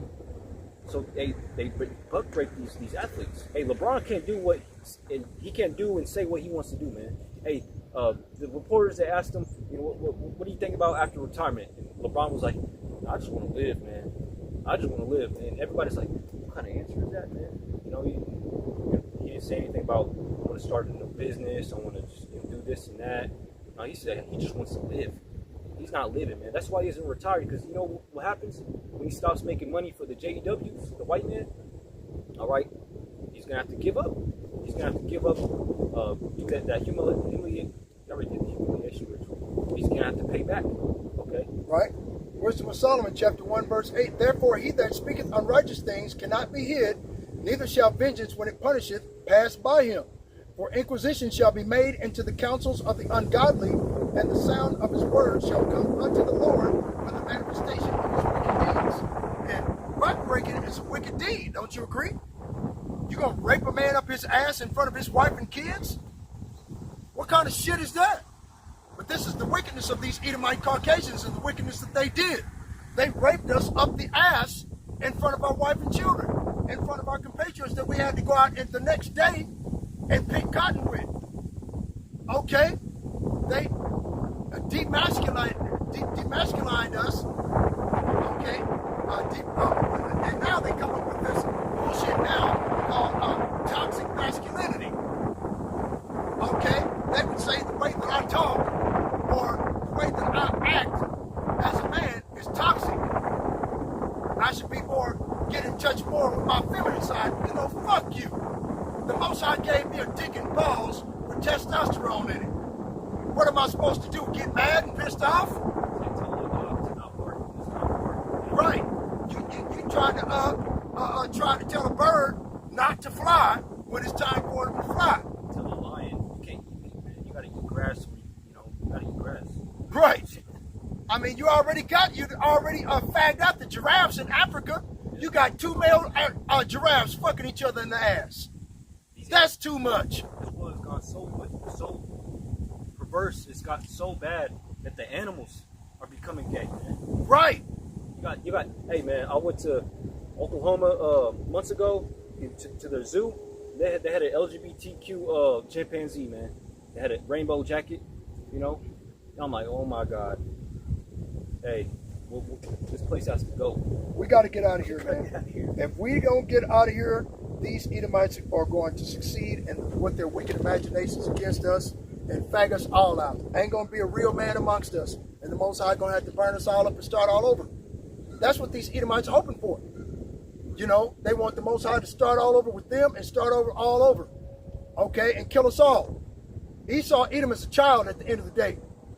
Go to Genesis chapter 27, verses 39 through 41. Genesis 27. Yeah, Genesis chapter 27, verses 37. We'll start at 38. No, 37 through 41, 4 verses. Genesis 27 and 37. It says, and Isaac answered and said unto Esau, behold, I have made him thy lord, and all his brethren have I given to him for servants, and with corn and wine.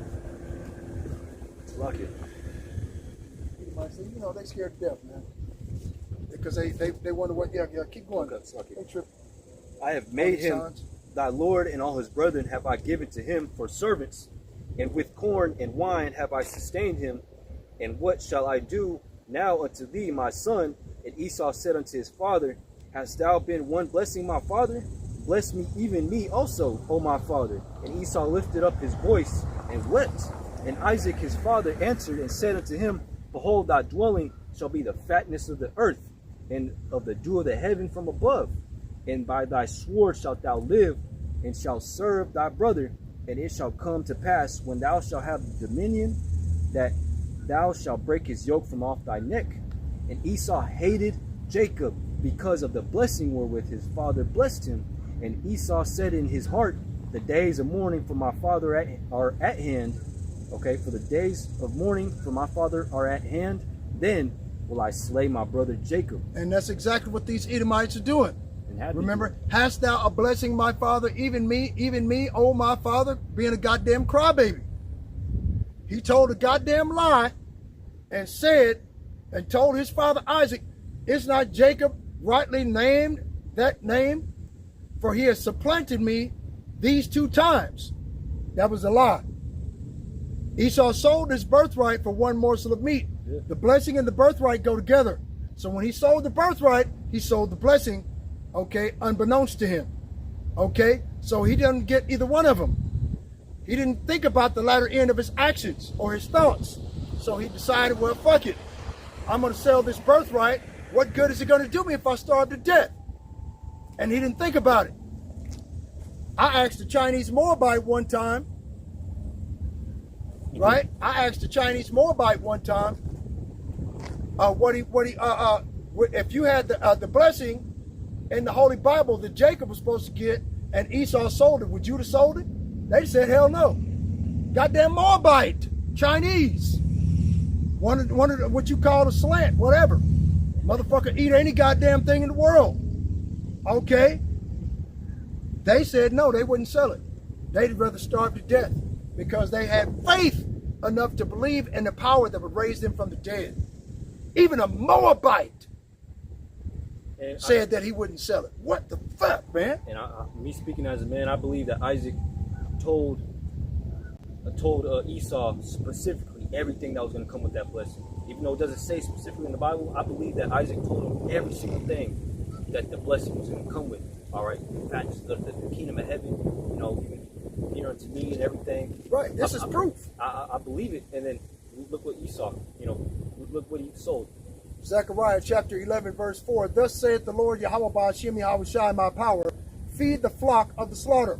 Verse 5. Whose possessors slay them and hold themselves not guilty. These goddamn Edomites don't hold themselves guilty about what they did to us in slavery, because it always goes back to the birthright. Esau, Edom, like it says in Hebrews 12 and 16, lest any fornicator or profane person as Esau, who for one morsel of meat sold his birthright. He sold immortality and the kingdom of heaven for the modern day equivalent to a goddamn pot roast. And now he wants it back, whining and crying like a little bitch. Okay? His tummy hurt. How are you going to sell immortality in the kingdom of heaven for a fucking pot roast? Are you serious? You sold immortality for a fucking deer meat stew? If you take deer meat stew, red pottage and lentils, red pottage, deer meat, venison, okay, and you put vegetables with it, put it in the oven, in 2.5, 3 hours, you got a goddamn deer meat pot roast. This motherfucker sold immortality in the kingdom of heaven for a pot roast, man. I'll never take it back. Why? That's what he did. It's biblical. And they say, well, God loves everybody. No, he doesn't. The Bible tells you that Yahweh Shai HaMashiach said he came for the lost sheep of the house of Israel. The person they ignorantly call cheese and rice. Okay? Who they believe is a long-haired, glowing faggot, homosexual with translucent skin like them. Right?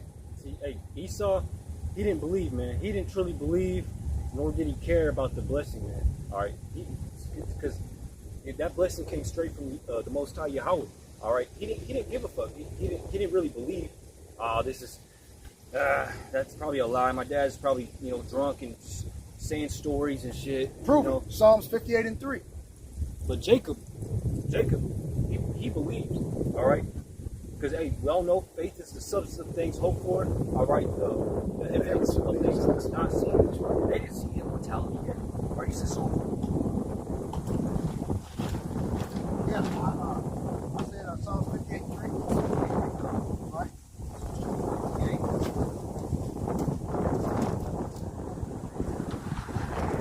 Right? These devils possessed us in slavery and chattel slavery. We just read evidence of buck breaking, which is one of the wicked and most evil things that you can do to a man in order to destroy his masculine thought. Once a rod goes up a man's behind, all right, no matter what kind of rod, all right, once you penetrate that wall, it's not just a physical thing, it's spiritual, man. All right, that man is open to demons. He's never going to be the same, okay? Unless the Lord intervenes and you know, does something about it, man. Because, hey, that's, as weird as it sounds, that's a portal to demons. Because you're going backwards, all right? Men aren't supposed to be taking it, they're supposed to be giving it, okay? Once a man starts to get taking it, all right, he becomes different. You know, demons are attached to that man because they see the wickedness of the persons, and that person is never the same. And they start getting PTSD, all right, they start becoming moles, all right, they start liking men, they start putting makeup on them, dressing veiled, you know, they start, you know, all types of shit, man. You know, and sometimes they had no say in it, you know. That's how wicked that is, man. It happens to children, all right, to this day, okay? You got Donald Trump and people like that doing that to children, little girls and little boys. Right. Okay? Children. He got 34 counts of that bullshit, and they still voted this motherfucking orange-colored bastard as president of the entire world. What the hell? Okay? Jeremiah chapter 50, verse 4. In those days and in that time, saith the Lord, the children of Israel shall come, they and the children of Judah together, going and weeping, they shall go and seek the Lord their God, Yahweh, Ba'ashem Yahweh Shai. And that's what's going on right now. These Edomite devils are fearful of Jacob waking up to the fact that he's the Israelites. Okay? That's the reason why the Most High, before the destruction of any kingdom, He sends forth his servants the prophets every single time. Okay? Verse 5. And they shall ask the way to Zion with their faces thitherward, saying, Come and let us join ourselves to the Lord in a perpetual covenant that shall not be forgotten. Right? That was the same prayer that King Solomon wrote in 1 Kings chapter 8, start at verse 15. And read down to verse 20, I think it is. 20 and 23. I'll tell you what's up. 1 Kings 8. 1 Kings 8 and 15.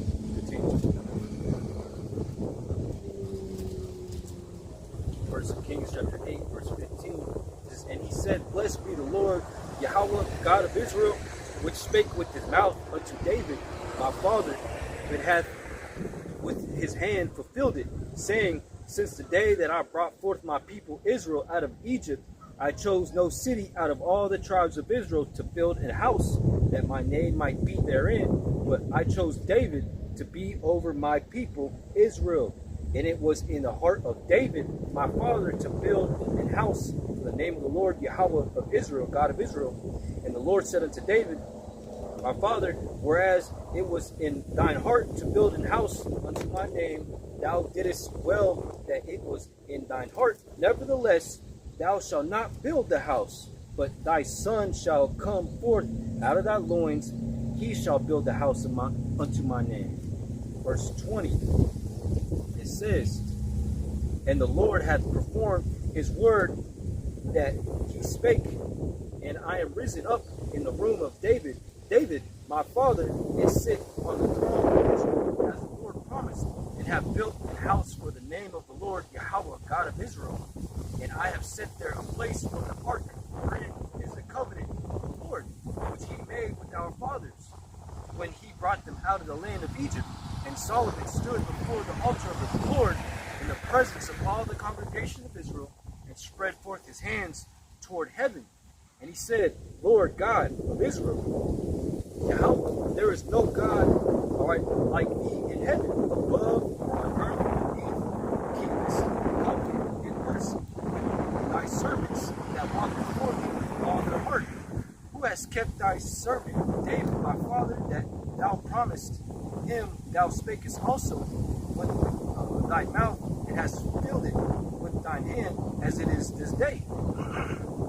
Therefore now, Lord God of Israel, keep with thy servant David, my father, that thou promised him, saying, There shall not fail thee a man in my sight to sit on the throne of Israel, so that thy children take heed to their way, that they walk before me as thou hast walked before me. And now, God of Israel, let thy word, I pray thee, be verified, which thou spakest unto thy servant David, my father. But will God indeed dwell on the earth? Behold, the heaven and earth of heavens cannot contain me. How much less this house that I have built, Yet have thou respect unto the prayer of thy servant, to his supplication of Lord my God, to hearken unto the cry and to the prayer which thy servant prayeth before thee today, that thine eyes may be open toward this house night and day, even toward the place of which thou hast said, My name shall be there, that thou mayest hearken unto the prayer which thy servant shall make toward this place. And hearken thou to the supplication of thy servant and of thy people Israel, when they shall pray toward this place. And hear thou in heaven thy dwelling place. And when thou hearest, forgive.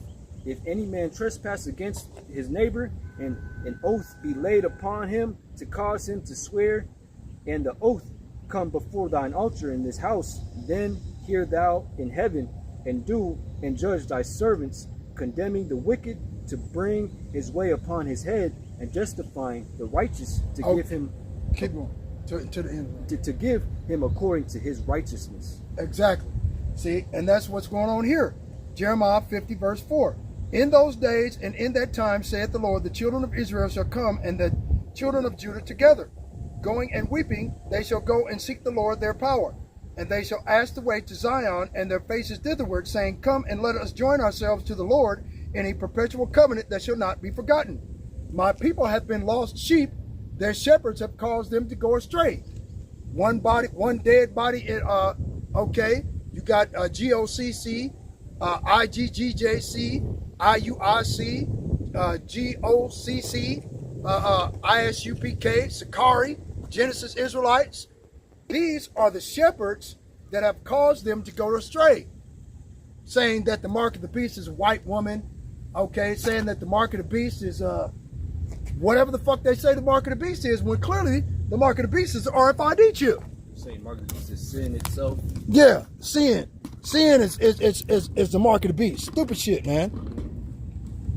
Come on, where's it? Yeah, come on. See that sign over there? Oh, yeah. It says the mark of the beast. It's got, go to Psalms 94 and 20, brother. Psalms 94. We're gonna read all of the biblical scriptures on that sign right there. While the camera's over here looking at the thing. It's like Book of Psalms 94. verse 20. Psalms 94 and 20. Shall the throne of iniquity have fellowship with thee, which frameth mischief by law? They gather themselves together against the soul of the righteous and condemn the innocent blood. But the Lord is my defense, and my God is the rock of my refuge. And he shall bring upon them their own iniquity, and shall cut them off in their own wickedness. That was it. Shall the throne of iniquity have fellowship with thee, which frameth mischief by law? Hell no. That's a law. You're gonna make, this is mischief by law.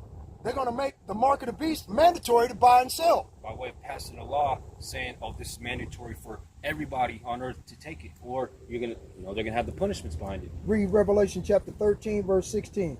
Revelation 13 and 16. All right. Oh shit, I just had it. Come on, man. Revelation 13 and 16. And he causeth all, both small and great, rich and poor, free and bond, to receive a mark in their right hand or in their foreheads, and that no man might buy or sell. You hear that? That no man might buy or sell, save he that had the mark, or the name of the beast, or the number of his name. You see the three? The three, he said the mark, the name of the beast, or the number of his name.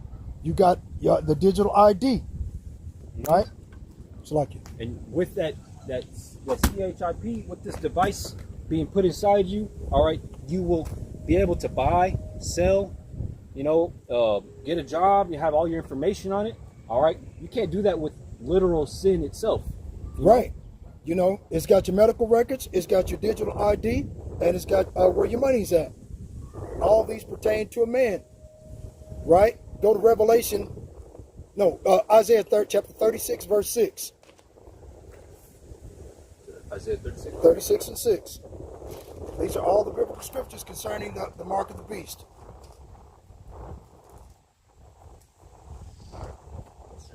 Isaiah 36 and 6.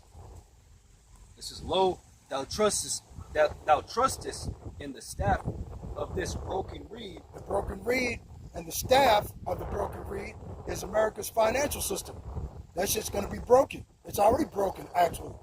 Donald Trump said, 5 weeks ago, that America only had 4 weeks of oil left. Their oil reserves are gone. Okay, so gas prices, along with the price of every goddamn thing up, is going to skyrocket. A loaf of bread is going to be $20, which goes off into Revelation chapter 6, verse 4, with the weight of balances and the black horse. Continue. Whereon, if a man lean, it will go into his hand and pierce it. So is Pharaoh king of Egypt to all that trust in him. Okay, go to where does it say? Sirach? No, Revelation chapter 14, verse 9. Okay, come on. Revelation 14 and 9. We're gonna get them all one by one, so we can bring, because this is what we preach out here. We affiliate camps of Great Millstone. We gonna teach the truth, because the motherfuckers already got our names and our faces to a list. They know where we work, how many people on our family, where we stay at, our driver's license, how many cars we got. They know everything about us. They're gonna get all of your information too, man. You ain't gonna hide from, persecution. Yeah. That might be my next lesson. Persecution will It has to come Yeah. to everybody. Because we got to go through, like it says in Acts chapter 14, verse 22, concerning the souls of the disciples, exhorting them to continue in the faith, therefore that we must through much tribulation enter into the kingdom of heaven. Okay? So we got to go through the great tribulation in order to get to the kingdom of heaven. And knowing that everybody's going to be persecuted, all right, by the devil, all right, like the scriptures say, the devil's going to sift you like wheat. All right, as a roaring lion, he seeketh whom he may devour. Knowing that, all right, let yourself be persecuted for righteousness' sake. And that's what we're doing out here, man. Right, Speaking Revelation 14 and 9. All right, Revelation 14 and 9, it says, and the third angel followed them, saying with a loud voice, if any man worship the beast and his image, and receive his mark in his forehead or in his hand, the same shall drink of the wine of the wrath of God, Yahweh, which is poured without mixture into the cup of his indignation, righteous anger. That's what that means. His righteous punishment. Right. And he shall be tormented with fire and brimstone in the presence of the holy angels and in the presence of the Lamb.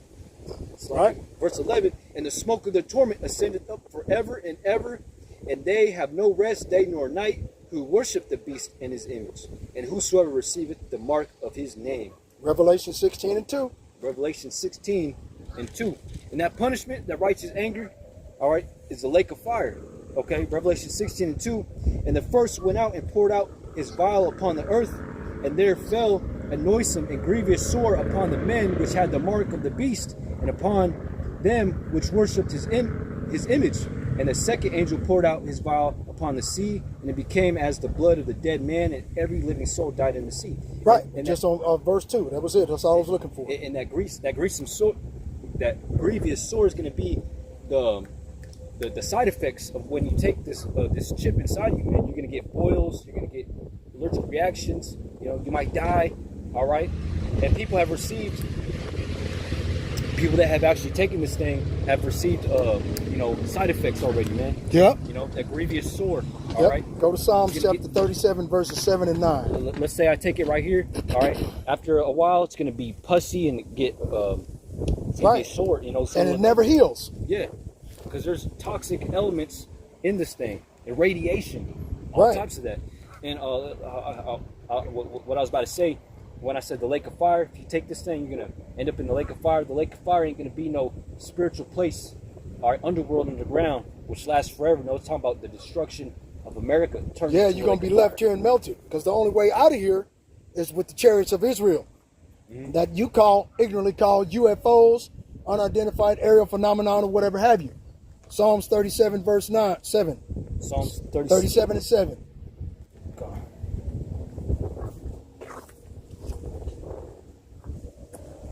Psalm 37 and 7, it says, rest in the Lord and wait patiently for him. Fret not thyself because of him who prospereth in his way, because of the man who bringeth wicked devices to pass. Okay? Right? So the Most High Yahweh Ba'ashim Yahweh Shah, that's what he's saying, man. That's that wicked device. That's one of the wicked devices. All right? That's definitely a wicked device. They're supposed to wait patiently, not to take. You're not supposed to take that thing. You're supposed to wait for the Lord to save you, and not, go back into society and take that and then live the comfortable life of a society ruled by a chip being made mandatory, man. That's what's coming. A dystopia. All right, which we're already in a dystopia. Right? Pretty much, yeah. We're going to go to Psalms chapter 21, verse 11. Psalms 21 and 11.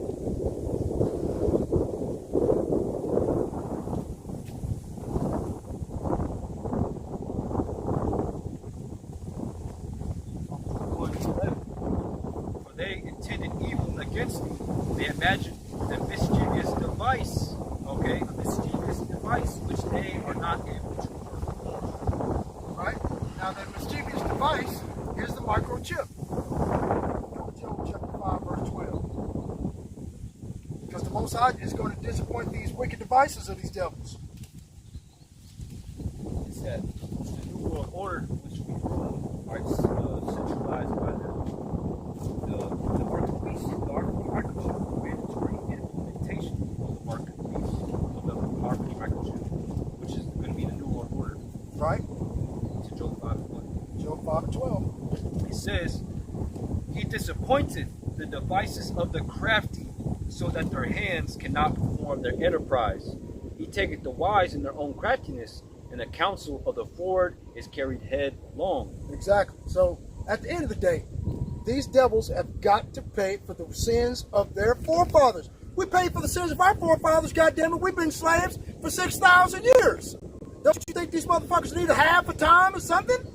So the Most High, look, at the end of the day, these Edomites still get off light. Look what happened to us for over 2,000 fucking years, man. We've been raped, murdered, pillaged, sent, bought, and sold as slaves and sent into other countries, learning different languages, everything. Okay? They took our religion, they took our faith, our belief system, our book, and our God from us, and whitewashed it everything and put it upon themselves.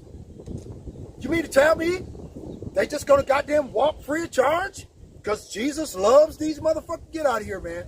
The person that you ignorantly call Jesus Christ, okay, is not the name of the Son of the Most High. The only way you're going to get out of here is that if you believe on the name of the Most High God in heaven. You don't believe in his name, you ain't getting out of here. And the only way you're going to believe in his name is over there, right? The name of Yahweh. Okay, I got some. I'm about to get it. Song. Keep explaining. Okay. So the name of the Lord is a strong tower. The righteous runneth into it and is safe. Proverbs chapter 18, verse 20. It said the name of the Lord, not the names. You hear that? Right. God has many names. You're a goddamn liar. How many names you got? That's how you look at that. How many names you got? 2? What? You got your first and your last name. That's a government name. Your mom and daddy gave you a nickname. So you didn't have to be reminded constantly that so they wouldn't have to be reminded constantly that their child is going to become an eventual slave of the system. So they gave you a nickname for that. So it's this way they would call you a nickname. Okay? And then in their mind, they could deal with a nickname better than calling you by a government name that was mandatory at the hospital the day you were born. Because see, the way these Edomites set it up to where when you break your mama's water, you become under maritime law. Maritime law says that anything on the 7 seas or anything on the body of water is owned by the British Commonwealth and the United States government. Anything. Okay? That's the reason why the Bible refers to Esau Edom as the Leviathan in the sea. You know, and that's a double metaphor because there's an actual Leviathan in the sea waiting to destroy Esau Edom. When you read about the Leviathan in Job, it fits perfectly with Esau, man. All right? But It does. There's also an actual Leviathan, all right, too. All right? Exactly. Because the Most High Yahweh Ba'ashem Yahushua said in the Holy Scriptures that, after these days, we're going to have some of that Leviathan meat to eat at the great feast of the great God. Okay? So Leviathan just means a big sea creature. All right? There's multiple big sea creatures. All right? Okay? So that Leviathan meat is probably going to be a big old, one of the big old fish Leviathans, the ones with fins and scales. All right? Not the Godzilla though. Because it's not supposed to eat something that doesn't have fins and scales in the ocean. All right? I'll go back to the name of the Lord. All right? I was reading Psalms earlier on the way here. All right? This is Psalms 135 and 13. I'm going to start at 12. It says, and gave their land, all right, for an heritage, which is Israel, his people. Verse 13, thy name, O Lord, endureth forever, and thy memorial, O Lord, throughout all generations. Okay? Break down the name right here. So, what does that mean? That means the Lord's name is going to be around forever. So don't believe no IUIC, no Israelites that are saying we don't know the name. We're not going to know the name in these times. Yes, we are. The Lord's name is going to endure forever. Okay? Yes, the Lord will he's taken his name away from us, but we're in the times where the Lord is going to give back his name. All right? And those that don't believe that the name ain't around no more, all right, we don't know those people, they lack faith. They don't got the truth, man. All right, this is the name of the Lord right here, man. It's the Heavenly Father's name, what the Lord ignorantly calls God. All right? His true name is Yahweh. Okay? Yahweh, which means he who saved. I mean, he who is, okay? He is. That's exactly what he told Moses. Tell him, I am that I am. That's what that means. That's how you know God isn't his name. His name is Yahweh. God is his title. God means power, okay? So he is a God. He's the God, the Most High God. But what's his name? What is his son's name? Which, if thou can tell, like the scriptures say, this is his name. Here you go. All right? Yahweh, he who is. And his son's name is Yahweh Shai. Yahweh Shai. All right? Yahweh Shai, which means he who saves. He is who saves. All right? Yahweh Shai. The O means I. Okay? Yahweh Shai. All right? Yahweh Shai, which means he who saves. And what person, what spirit in the Bible fits the description of he who saves? All right? And don't tell me Moses, okay? Because who was leading Moses and the Israelites? All right? It was the angel. And who was that angel? That was the Son of the Most High. Who was that spirit, all right, that looked like the Son of Man, okay, in the fire in the midst of the burning furnace with the three brothers, all right, Shadrach, Meshach, and Abednego, all right. It was Yahushua. He was there. He saved him from burning alive. Who's about to return in these last days and save the Israelites from their sins and from the lake of fire? Okay, from the devil, from Esau, Edom, the so-called white man, Yahushua. Okay, That's right. and who's going to grant us immortality, the same power that the Most High gave him, Yahushua? Yahushua is. Yahushua gave him the power the Most High had. He gave it to his son, which is immortality. Okay, the law is written in your inward parts. All right. When Yahushua returns a second time, he's going to give that same power that was given to him by the Most High to us, to his elect. Okay. Right? Ecclesiasticus, the book of Sirach, chapter 27, verse 1. Many have sinned for a small matter, and he that seeketh for abundance will turn his eyes away. As a nail sticketh fast between the joinings of the stones, so does sin stick close between buying and selling. Okay? So, between buying and selling, you're going to commit a sin if it come down to you trying to take care of your woman. Like it says in the Holy Scriptures, if any man love his wife or his house or his car or anything more than me, he is not worthy of me. Right? Same says the same thing. If any man put his hand to the plow, okay, and go back into the world, he shall not see the kingdom of heaven. Okay, if any man taketh the hand off the plow, he is not worthy of salvation. You see? That's wild. Let's get it. And that's why me and the brother and the men in this truth under the apostles and elders of Great Millstone, all right, we constantly teach. Constantly, every day, or as much as we can, we come out here to the highways and byways, highways and hedges to preach this truth, all right, all the time, man, as much as we can, all right. We don't want to take our hands off that plow. We don't want to go back into this world and be destroyed, man, okay. We don't want what this world has to offer for us is not what we want. You know, this world can't offer what we desire. Okay, that's why we're out here, man. We're seeking a new heavens and a new earth where dwelleth righteousness. 2 Peter 3 and 13.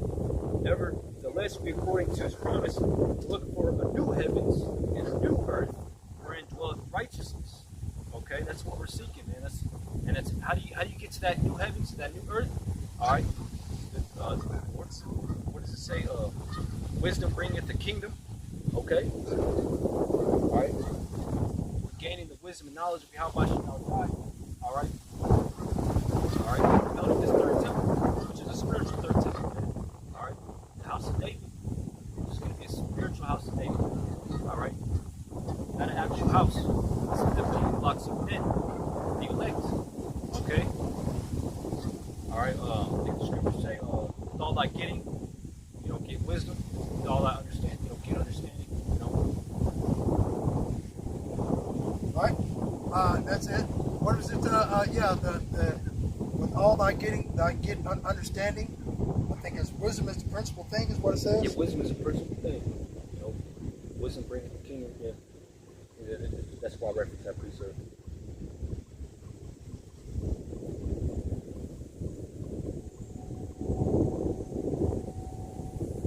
Yep, Proverbs 4 and 7. Wisdom is the principal thing, therefore get wisdom, and with all thy getting, get understanding. This damn thing keeps doing the same thing to me, man. Don't know why. Anything to stop it, huh? Exalt her, and she shall promote thee. She shall bring thee to honor when thou doest embrace her. She shall give thine heart an ornament of grace. A crown of glory shall she deliver to thee. Right? Hear, O my son, receive and say, and the ears of my life shall pity. I have taught thee in the way of wisdom. I have led thee in right paths. When thou goest, thy steps shall not be straitened, and when thou runnest, thou shalt not stumble. Take fast hold of instruction. Let her not go. Keep her, for she is thy life. You see what I'm saying? It said, let not thy go. Or what did it say? Okay. Take fast hold of instruction. Let her not go. Let her not go. And what are we doing? We're holding fast this truth. All right? By coming out here and keeping our hands on that spiritual plow, man. We're constantly working. We're enduring to the end of this wicked kingdom till the Lord returns. We're not looking back. We're not taking months off of doing lessons and teaching, man. All right? Right. Like all these other camps be doing. Proverbs 4 and 14.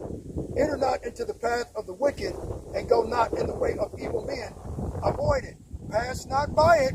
Turn from it, and pass away. For they sleep not, except they have done mischief, and their sleep is taken away, unless they cause some to fall.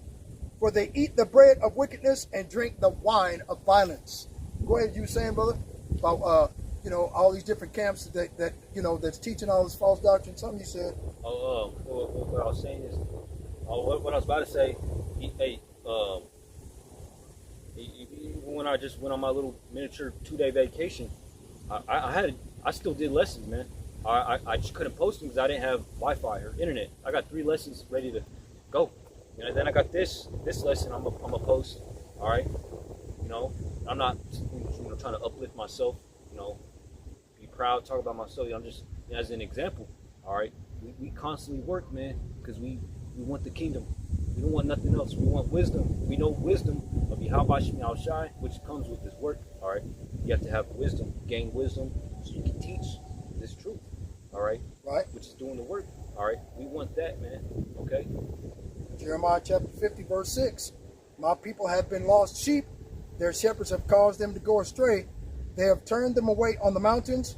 They have gone from mountain to hill. They have forgotten their resting place. And our people have forgotten the fact that they're Israelites. They just think that they just a bunch of raunchy niggers ready to be shot down and murdered in the goddamn street.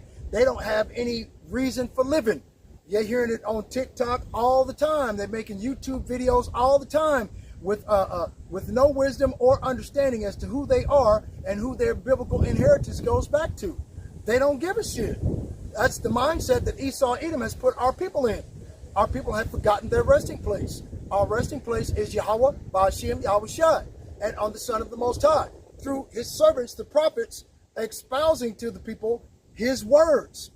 Okay, standing on highways and byways, risking our lives and freedom to spread the truth of this gospel. Okay, our people have forgotten all about that. They just walk right on by. They don't give a shit. And that's why the scriptures say, rest with us. I believe that's in Romans. Mm-hmm. Okay. Okay. Rest. Oh, no, I was going to find it. I forgot.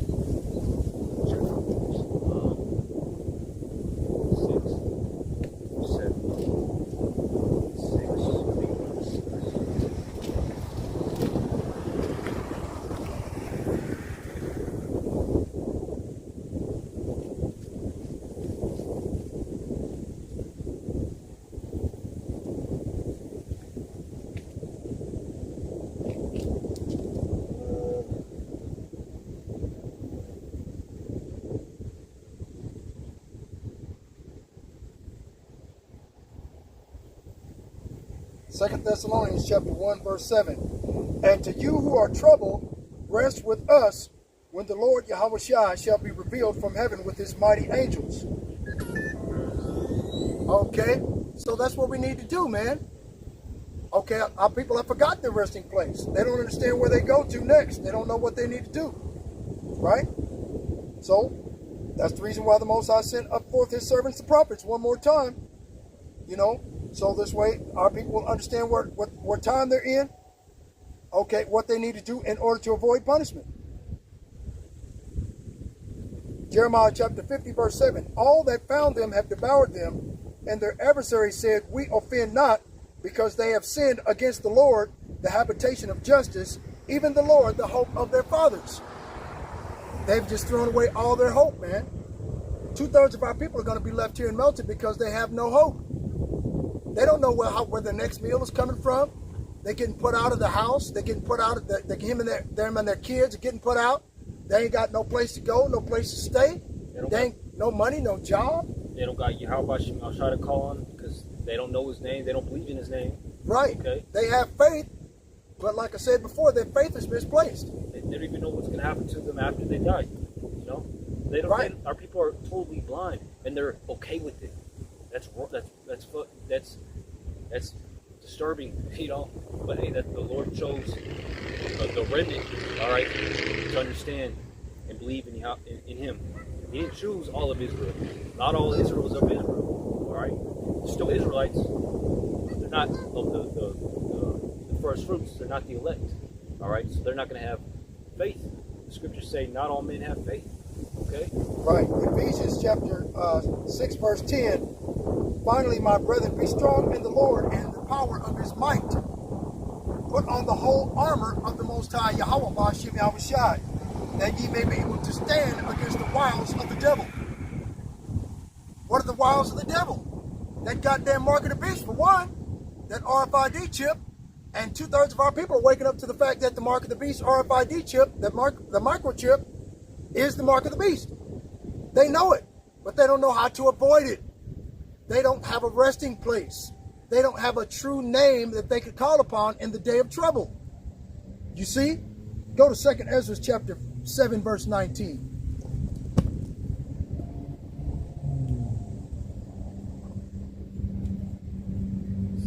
Says 7 and 19.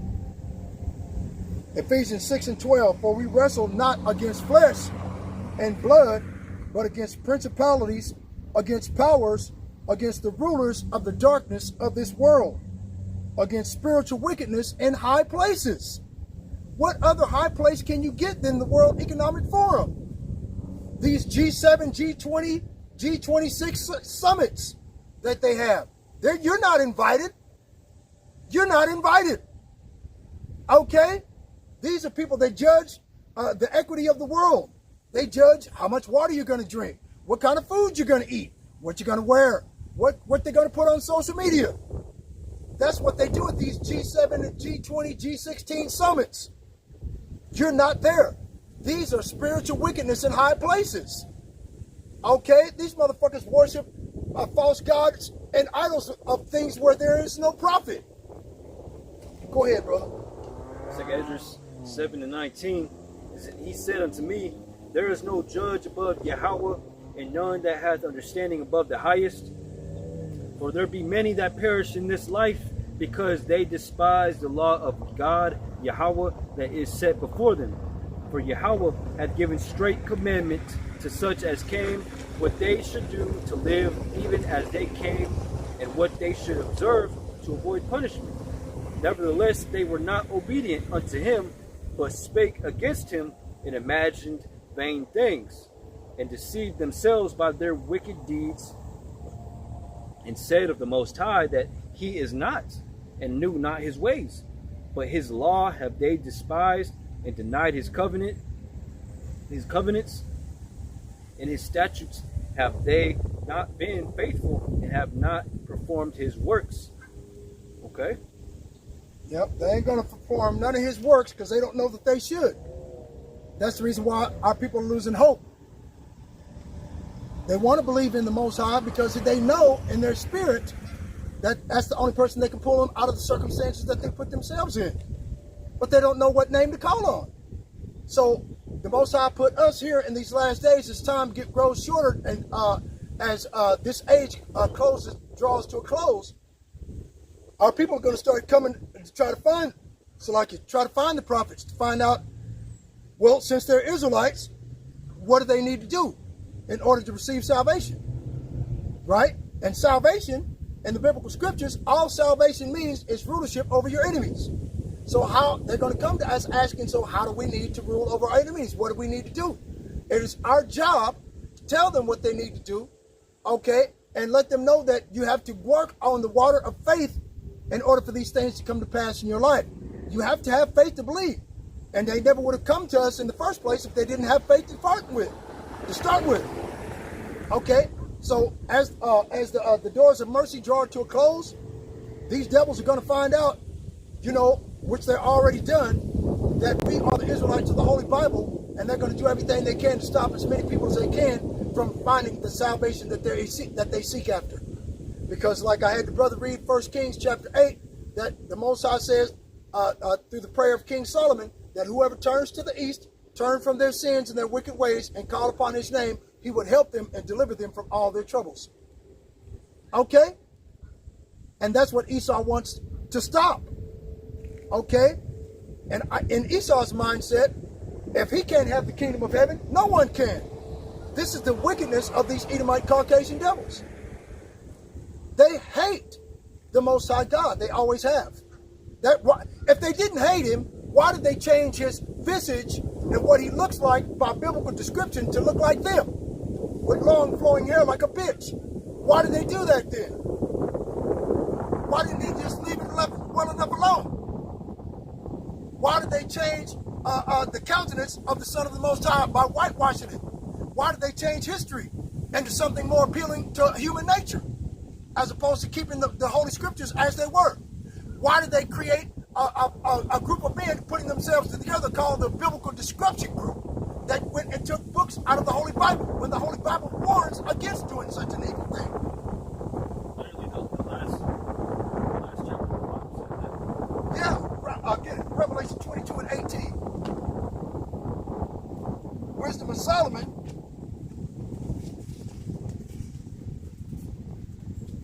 Chapter 1, verse 9. For inquisition shall be made unto the counsels of the ungodly, and the sound of his word shall come unto the Lord for the manifestation of his wicked deeds.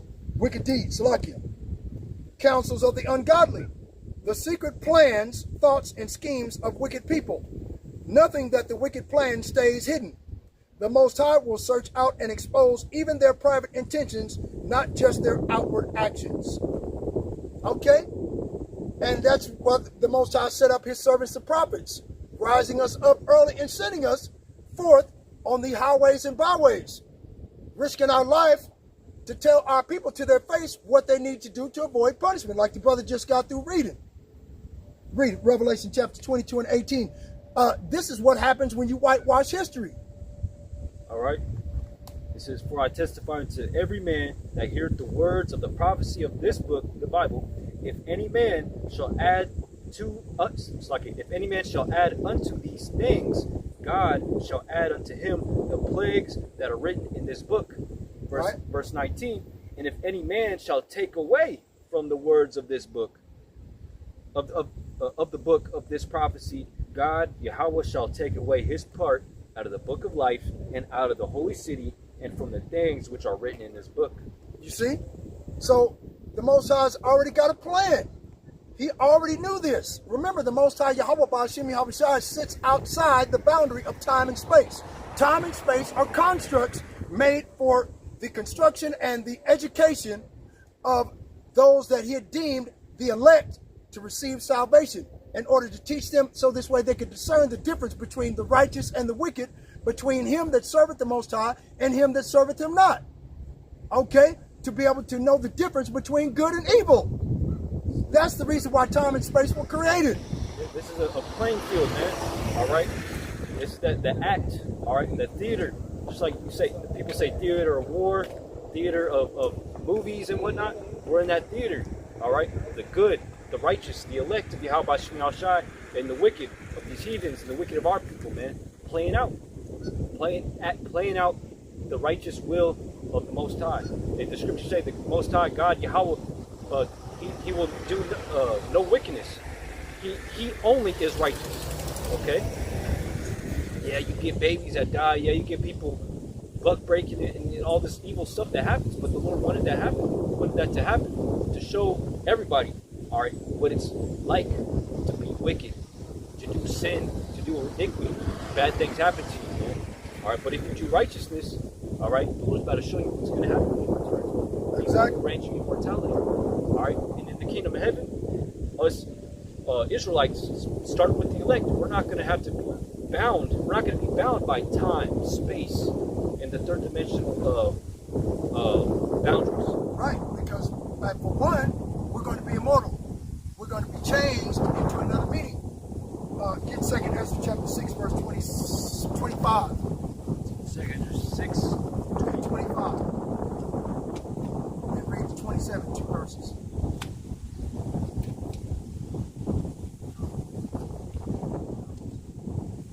Isaiah 29 and 9. Stay yourselves and wonder, cry ye out and cry. They are drunken, but not with wine. They stagger, but not with drink. For the Lord hath poured out upon you the spirit of deep sleep, and hath closed your eyes. The prophets and your rulers, the seers, hath he covered. IUIC, ISUPK, one dead body, all them motherfuckers. Yep, the Most High has covered their eyes over with sleep, deep sleep. Okay, by the time they realize what they've done, which I'm sure they already know, because they figured they could have their cake and eat it too. They could betray the Lord over here on this side and still get immortality for acknowledging the fact that they're Israelites. That was their mindset. So they wanted to fucking reach as many people as they could to dissuade them from righteousness, while at the same time they get the bag. Judas Iscariot did the same goddamn thing when he sold the Son of the Most High down the river for 30 pieces of silver. So these other groups aren't going to tell you the 100% truth of the Holy Scriptures. They're only going to tell you half-truths. They sound good, but they're not going to tell you what the mark of the beast is. There's certain things and certain biblical secrets and mysteries of the Holy Scriptures that, in order for them to receive that compensation that they get every month, which is a check that goes into the 501c3 tax exemption, they're required not to tell you the whole truth and nothing but the truth. They have to tell you half of it, and then come up with some other outlandish bullshit in order for you to swallow it, in order for you to accept it. Okay? These people have so much blood on their hands it doesn't make any sense. All we're trying to do is get the blood off our hands, so the Most High in His gracious and abundant mercy will move us out of the way. That's all we're doing. That's the reason why we make these videos, man, so we can get the fuck out of the way, man. I do not want to be in the way when the Most High's, the wrath of His indignation get here on the earth, man. I am not trying to be here. Fuck any part of that shit. The Son of God is coming to kill, man. He's coming to destroy. He ain't coming to be, oh, God loves everybody. He's going to save everyone. You're a goddamn lie. Lord, he's not going to come with peace, but a sword. He's going to come. All right? And I apologize, Salakia, for cussing. But, hey, brother, I gets passionate about this thing, man. Well, there's other ways you can do it. Yeah, okay, talk. You do it then. I bet you something slip out. One of those Freudian slips every occasionally. But you know, I ain't mad at you. You got to do it. You're doing the same thing I'm doing. I learned from you, and I'm getting the blood off my hands too. You know, fuck it. They're gonna put us all in jail anyway, so why not? Right? Isaiah 29 and 11. And the vision is of all is become unto you as the words of a book that is sealed, which men deliver to one that is learned, saying, read this, I pray thee. And he said, I cannot. It is sealed. That's what I seen them do. You know, when they said, what's the mark of the beast? They got 3 or 4 different definitions of what the mark of the beast is, man. What the fuck? Every couple months they change it up. They're like, oh, the mark of the beast is this now, you know. And You see? They change the doctrine every month, man. Like, fuck. Wow, which one is it? Okay. Genesis Israelites say the same shit. GOCC say it's white women. Zabak said it's the mark of the beast is sin. Okay. Well, 1 John chapter 3 verse 4 states, he that sinneth transgresseth also the law, for sin is transgression of the law. So they're saying that the mark of the beast is transgression of the law, which is wrong. This is an actual mark of ownership that they want to subcutaneously implant underneath your skin. That's literally what it says, all right, in the blue letter. All right, charagma, a badge of servitude. All right, by insertion, by piercing the skin, piercing, you know, karax, all right, which is the root word to charagma, which means was it palisade or mark by incision, by cutting, by A piercing. stick. The palisade, you know. A stick. And how is that mark going to be implanted inside of you? By a hypodermic needle, by piercing your skin. Right. Dumb fuck. Come on, man. Excuse my language too, but damn. Isaiah 29:12. Because it's like, because IUIC, they're going into the Hebrew now, all right? They're going into the blue letter now, all right? But only when it's convenient for them, not Right. for convenient for Yahweh Shem Al Shai. Right. And the book is delivered to him that is not learned, saying, read this, I pray thee. And he said, I am not learned. Wherefore the Lord said, for as much as this people draw near me with their mouth, and with their lips do honor me, but have removed their heart far from me, and their fear toward me is taught by the precept of men. Okay, so the fear of God is being taught to the followers of IUIC, ISUPK, GOCC, and Sakari, and HOI by the precept of men. You see? All in order to stay free from the bag. Yep. Therefore, behold, I will proceed to do a marvelous work among this people, even a marvelous work and a wonder, for the wisdom of their wise men shall perish, and the understanding of their prudent men shall be hid. Right? So when they try to find biblical scriptures, they're not going to be able to find them. It's just going to, they're going to draw a blank. You know, there's going to be instances where they're going to be alive, or they're going to be put in a circumstance or a situation where, you know, they don't have the biblical scriptures right in front of them, and they don't have that information coming directly into their minds. And they're going to have to do some save ass type shit and come up with something off the crack of their ass. You know? That's how they're going to have to pull it out, man. IUIC. Yeah, Oh, yeah. IUIC, ISUPK. That's what Bishop Nate does when he does his sit-down lessons, all right, that he does barely, all right? And he be winging it, man. Apostle Harvey seeing it, he's like, yeah, man, you're just winging it at this point, you know, when he does these breakdowns to these scriptures, man, all right? I'll be watching Apostle Harvey's videos when he cuts Bishop Nate, and he be pointing it out, like, yeah, he's just winging it at this point, man. You know, certain prophecies and whatnot, you know, which is, when you look up the phrase winging it, it's basically means pulling shit out your ass, man. Just making shit up as you go. Because you don't got the truth. You don't really know what it means. But you want to sound smart in front of your congregation, man. So That's all good. Isaiah 29:20. For the terrible one is brought to naught, and the scorner is consumed, and all that watch for iniquity are cut off. We are the watchmen of Israel. We are watching for iniquity. Okay? That's what we're doing. That's in order to get the blood off our hands. And all that watch for iniquity are cut off. That means that they're going to cut off this word. They're going to cut off these videos. They're going to shut down the internet. Okay? Like it says in Amos chapter 8, verse 11. Okay? That's what they're going to do. And all that watch for iniquity are cut off. We watch for iniquity, but they're going to find different ways to cut us off. They already tried to cut the brother off by putting a strike on one of his channels. You see what I'm saying? I was doing a lesson about the unicorn. And it says, if you look up the chapter where it talks about, about the internet, okay? And it says, I forgot what it says, but,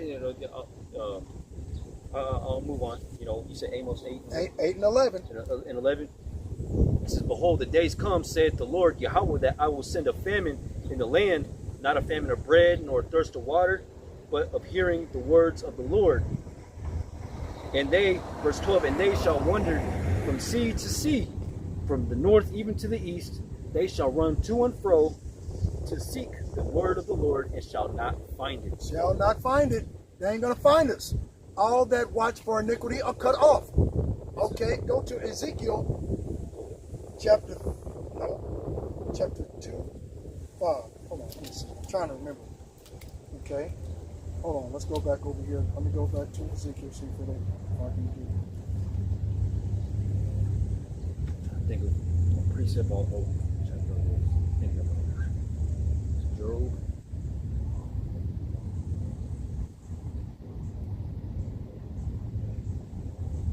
Right, Ezekiel chapter 3,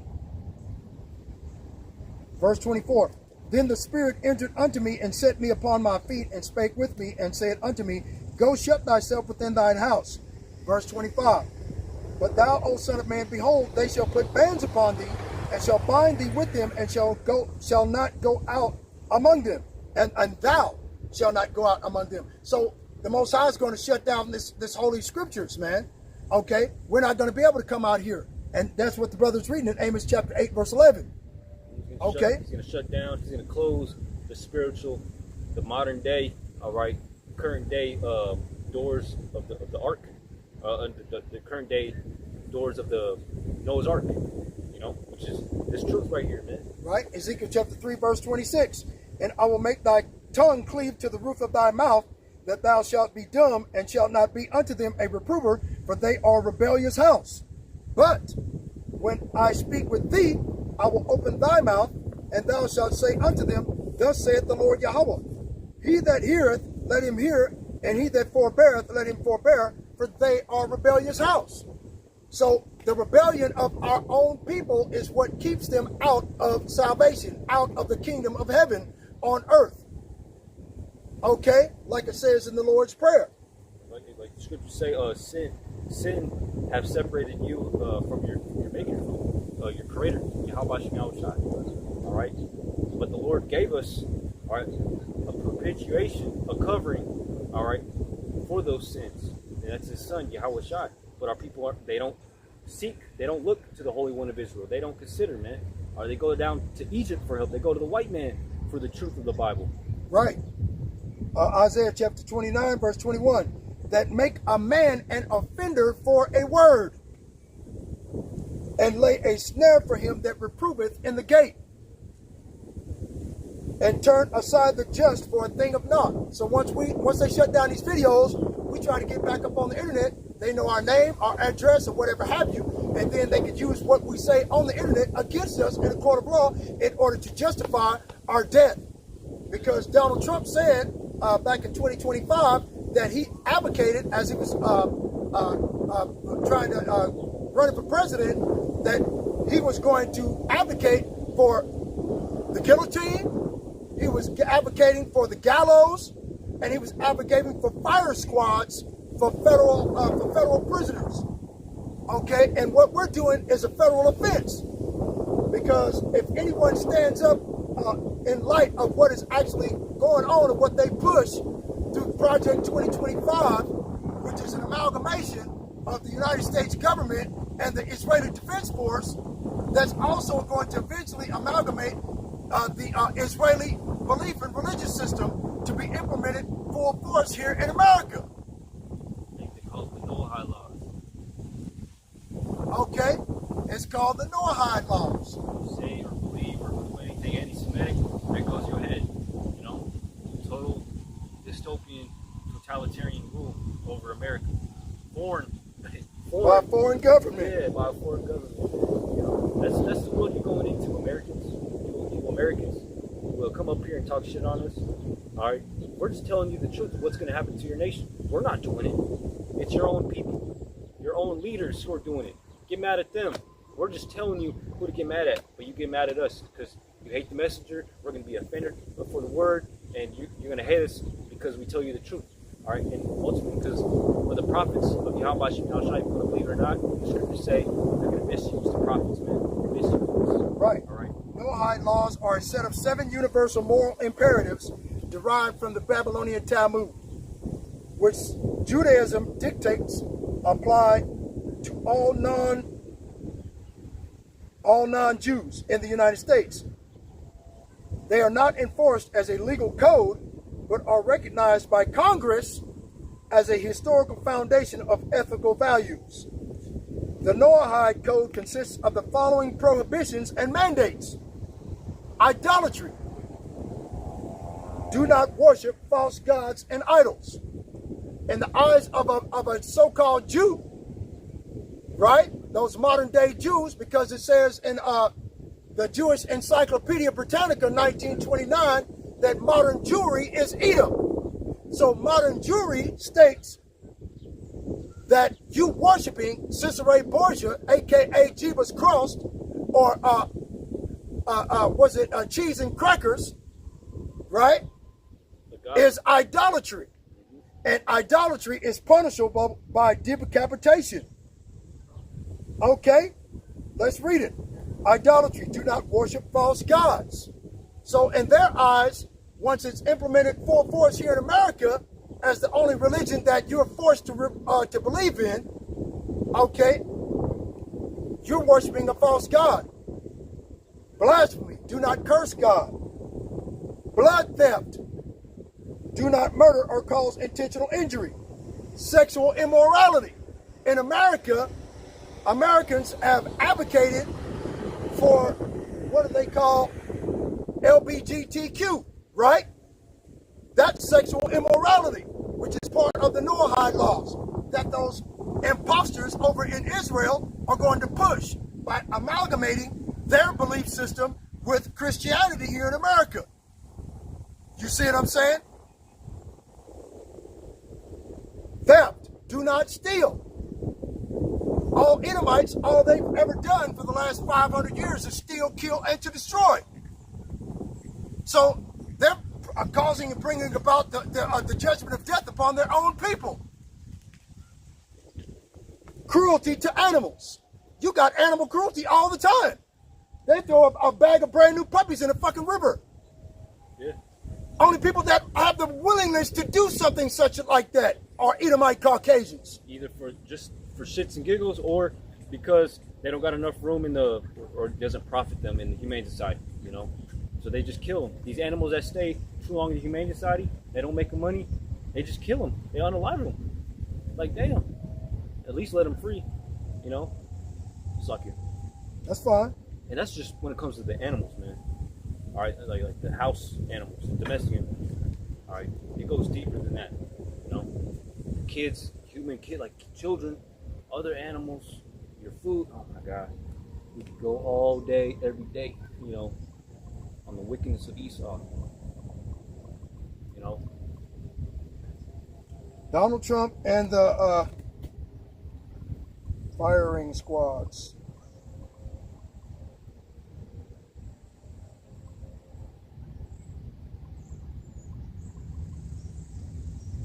and hey, these firing squads, these guillotines, this persecution. All right, it's gonna come to America, and it's for the elect.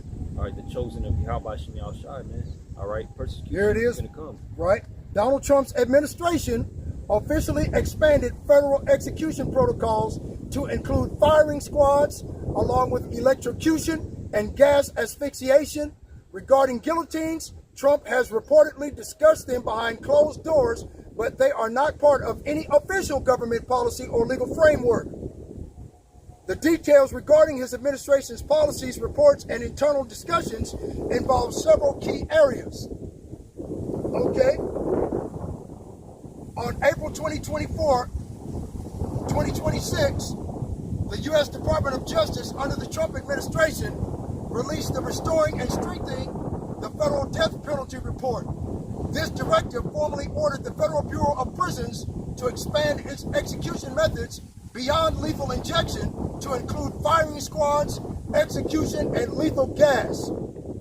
Justification: the administration cited ongoing difficulties in procuring lethal injection drugs due to pharmaceutical company boycotts. The goal: expanding execution methods is part of an overreaching initiative by Acting Attorney General Todd Blanche to streamline internal processes and expedite capital punishment cases. Right? Legal grounding. The Department of Justice maintains that the Supreme Court has previously found firing squads, electrocution, gas asphyxiation, and decapitation by guillotine to be constitutional under the 8th Amendment. That's the America that you're gonna be looking forward to, man. That's what's coming, man, too. That's under the goddamn Donald Trump administration. Yeah. What the fuck? If you don't vote this asshole out of office, you're fucked. Because that's exactly what he's coming after, is after all Christianity. He's not a Christian. He don't believe in the Most High like you do. He don't even have a rudimentary belief in any goddamn thing other than he's got a penis and balls that he can squeeze off into some little girl. Yeah, that's all. That's what he believes in. You know? And that's Donald Trump, orange-colored bastard. And y'all voted for this monkey? Whatever happens to you motherfuckers, it's your own fault. Straight out. Go ahead for it, brother. What were you saying? I was just saying, that's the America that's coming. All right. Donald Trump, he ain't planning on getting out of office, man. All right. Meanwhile, while everything's going on, you wake up and brush your teeth, you go to work. Donald Trump is trying to pass laws, all right, to keep his ugly ass in office. In power for a longer period of time. Mm-hmm. Luke chapter 8, verse 17. For nothing is secret that shall not be made manifest, neither anything hid that shall not be known and come abroad. We just brought it out, right? That's what we're supposed to do, is bring out this information. Manifestation, bringing to light, revealing openly. By definition, wicked deeds aren't punished. They're exposed publicly and clearly. The purpose of this judgment is not just punishment, but to reveal truth. So the wicked can't hide behind deception anymore. Okay? So they can't hide anymore. Where are you going to hide now? 2nd Ezra chapter 15, verse 14 through 19, brother. Read that. 2nd Ezra 15? Right. 2nd Ezra chapter 15, verse 14 through 19. 5 verses.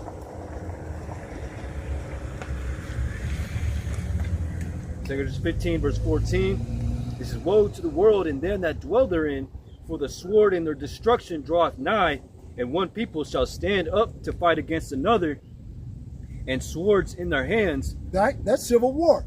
Mm-hmm. That's what's going to jump off. If everybody in the United States and in the world vote for another candidate other than Donald Trump, okay, before he gets in there, they're already planning on unaliving this orange-colored monkey, okay, over at the Israeli Defense Force. And then they're going to blame it on Iran. Donald Trump, why do you think he purchased a plane from Oman? That's where he plans to hide out, while everybody in the world believes that he's dead. Okay, where he can spend his money.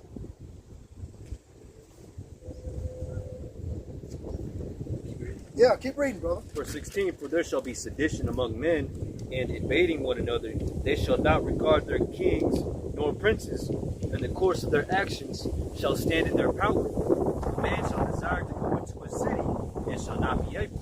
For because their pride, the city shall be troubled, the houses shall be destroyed, and men shall be afraid. A man shall have no pity upon his neighbor, but shall destroy their houses with the sword, and spoil their goods, because of the lack of bread, and for great tribulation. Right. Is that verse 19? Yeah, that was verse 19. Right. Jeremiah chapter 30, verse 14. All thy lovers have forgotten thee, they seek thee not. For I have wounded thee with the wound of an enemy, with the chastisement of a cruel one, for the multitude of thy iniquity, because thy sins were increased. Right? And 2/3 of our people are going to get caught up in this madness. That's the reason why 2/3 of our people are going to be left here and melted, are going to be left here to be destroyed, because they're going to fall in by taking the mark of the beast, or RFID chip that we explained earlier in the video, as a means to buy and sell. They don't have any hope. They don't know what else to do. The prophets are going to be removed. All them that watch for iniquity are cut off. Right? You see what I mean? So there will be nothing that they could do when they come to the prophets to find out what they should do to receive, to avoid punishment by the Most High, and receive salvation of the Son of the Most High. They won't find us.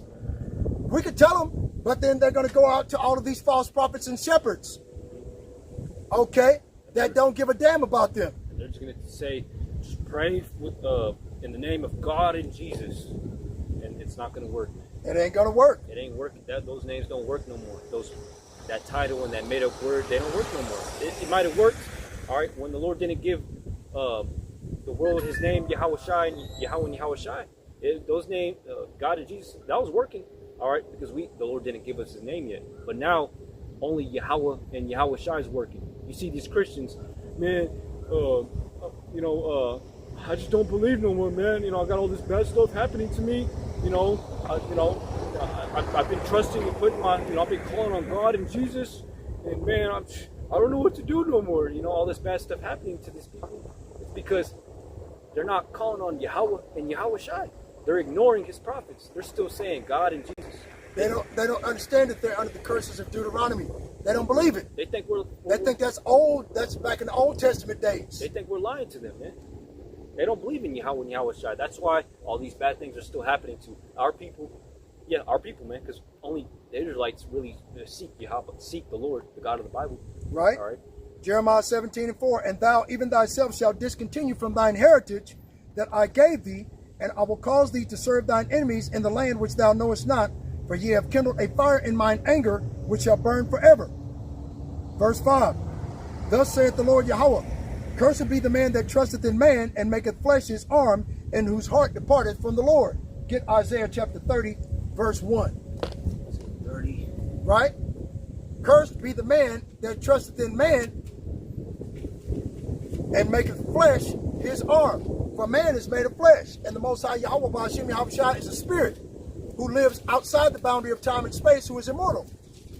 Okay? But they don't know his name and what to call on, because they won't inquire of the Lord. They won't come down and speak to the mouthpiece of the Most High. That's going to be their own fault and their downfall. Isaiah 30:1, woe to the rebellious children, saith the Lord, that take counsel, but not of me, and that cover with the covering, but not of my spirit, that they may add sin to sin, that walk to go down into Egypt, and have not asked at my mouth to strengthen themselves in the strength of Pharaoh, and to trust in the shadow of Egypt. Therefore shall the strength of Pharaoh and your shame, and the trust in the shadow of Egypt, your confusion. And that's Right. that's what has been that's our people right there, man. They trust in their enemies, the white man. What's the modern day Pharaoh? The white man, the ruler of the world, the ruler of America, New Egypt, the spiritual Egypt, America. Who rules America? The white man. Okay. And our people trust in what the white man tells them concerning everything, the Bible, how to do everything, man. But they don't inquire of the counsel of Yahweh Shem Shai. Who are the servants, the prophets. Yeah. Because surely the Lord Yahweh Ba'ashem and Yahweh Shai will do nothing but it revealeth his secret unto his servants, the prophets. Amos chapter 3, verse 7. Okay? He's going to reveal the secrets to us. Our job is to reveal the secrets to you, so you'll know how to avoid punishment by the Most High when he gets here. But you don't want to hear it. Oh, feminine motherfucking white dude, man. See, that's what's wrong with their entire goddamn race. Faggot motherfucker, man. Gonna walk by here. You see that bullshit? Effeminate motherfucker. Okay, check it out, man. Jeremiah chapter 17, verse 5. Thus saith the Lord, cursed be the man that trusteth in man, and maketh flesh his arm, and whose heart departeth from the Lord. For he shall be like the heath in the desert, and shall not see when good cometh, but shall inhabit the parched places in the wilderness, in a salt land, and not be inhabited. However, blessed is the man that trusteth in the Lord, and whose hope the Lord is. For he shall be a tree planted by the waters, that spreadeth out her roots by the river, and shall not see when heat cometh, but her leaves shall be green, and shall not be careful in the year of drought, neither shall cease from yielding fruit. Let's go get Isaiah chapter 65, verse 13. Therefore thus saith the Lord Yahweh, behold, my servant shall eat, but ye shall be hungry. Behold, my servant shall drink, but ye shall be thirsty. Behold, my servant shall rejoice, but ye shall be ashamed. Get Psalms 37 and 18. 37 and 18 and 19. Behold, my servant shall sing for joy of heart, but ye shall cry for sorrow of heart and howl for vexation of spirit. And that's what's happening with 2/3 of our people. They ain't got no hope. Right? Read it, brother. Psalms 37 and 18. It says, the Lord knoweth the days of the upright, and their inheritance shall be forever. They shall not be ashamed in the evil time, and in the days of famine they shall be satisfied. But the wicked shall perish, and the enemies of the Lord shall be as the fat of lambs. They shall consume into smoke shall they consume away. And that's what happens. That's what you're supposed to do when you cut up meat and prepare prepare it, you cut the fat off, you throw it in the fire for the Most High to burn.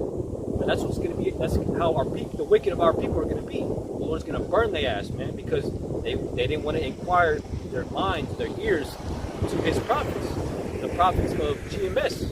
Okay, the prophets of Yahweh Shemel Shai. You see these people walking by. If it be Jake, or Speckled Bird, they just walk by. They try to ignore us. They're like, "Fuck, I should have took the other way." Right. Right? But that's all good. And you shall leave your name for a curse unto my chosen. For the Lord Yahweh Ba'ashem Yahweh Shai shall slay thee and call his servants by another name. Did you read that 2nd Ezra chapter 6, verse 25? I don't think we never got around to it. I never did. 2nd Ezra 6. 6 and 25. God. 2nd Ezra 6 and 25.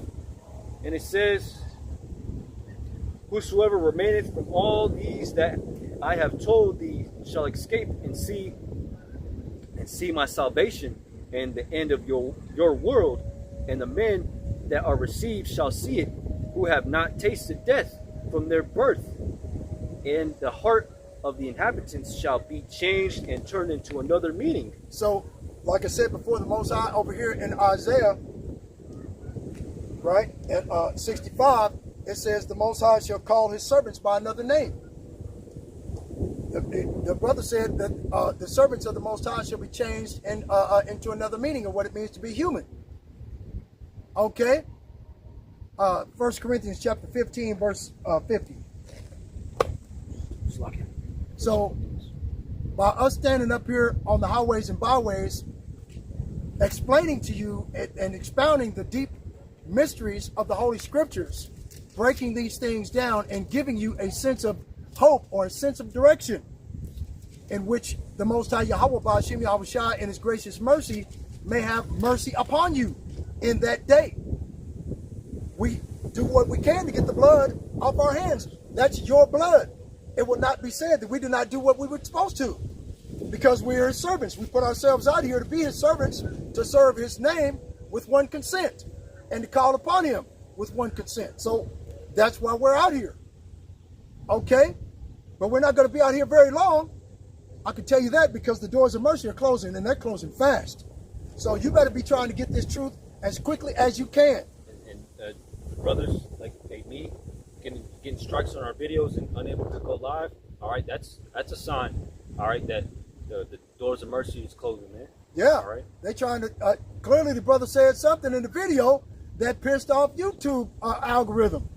I say shit all the time. Them motherfuckers shadow ban every video I make.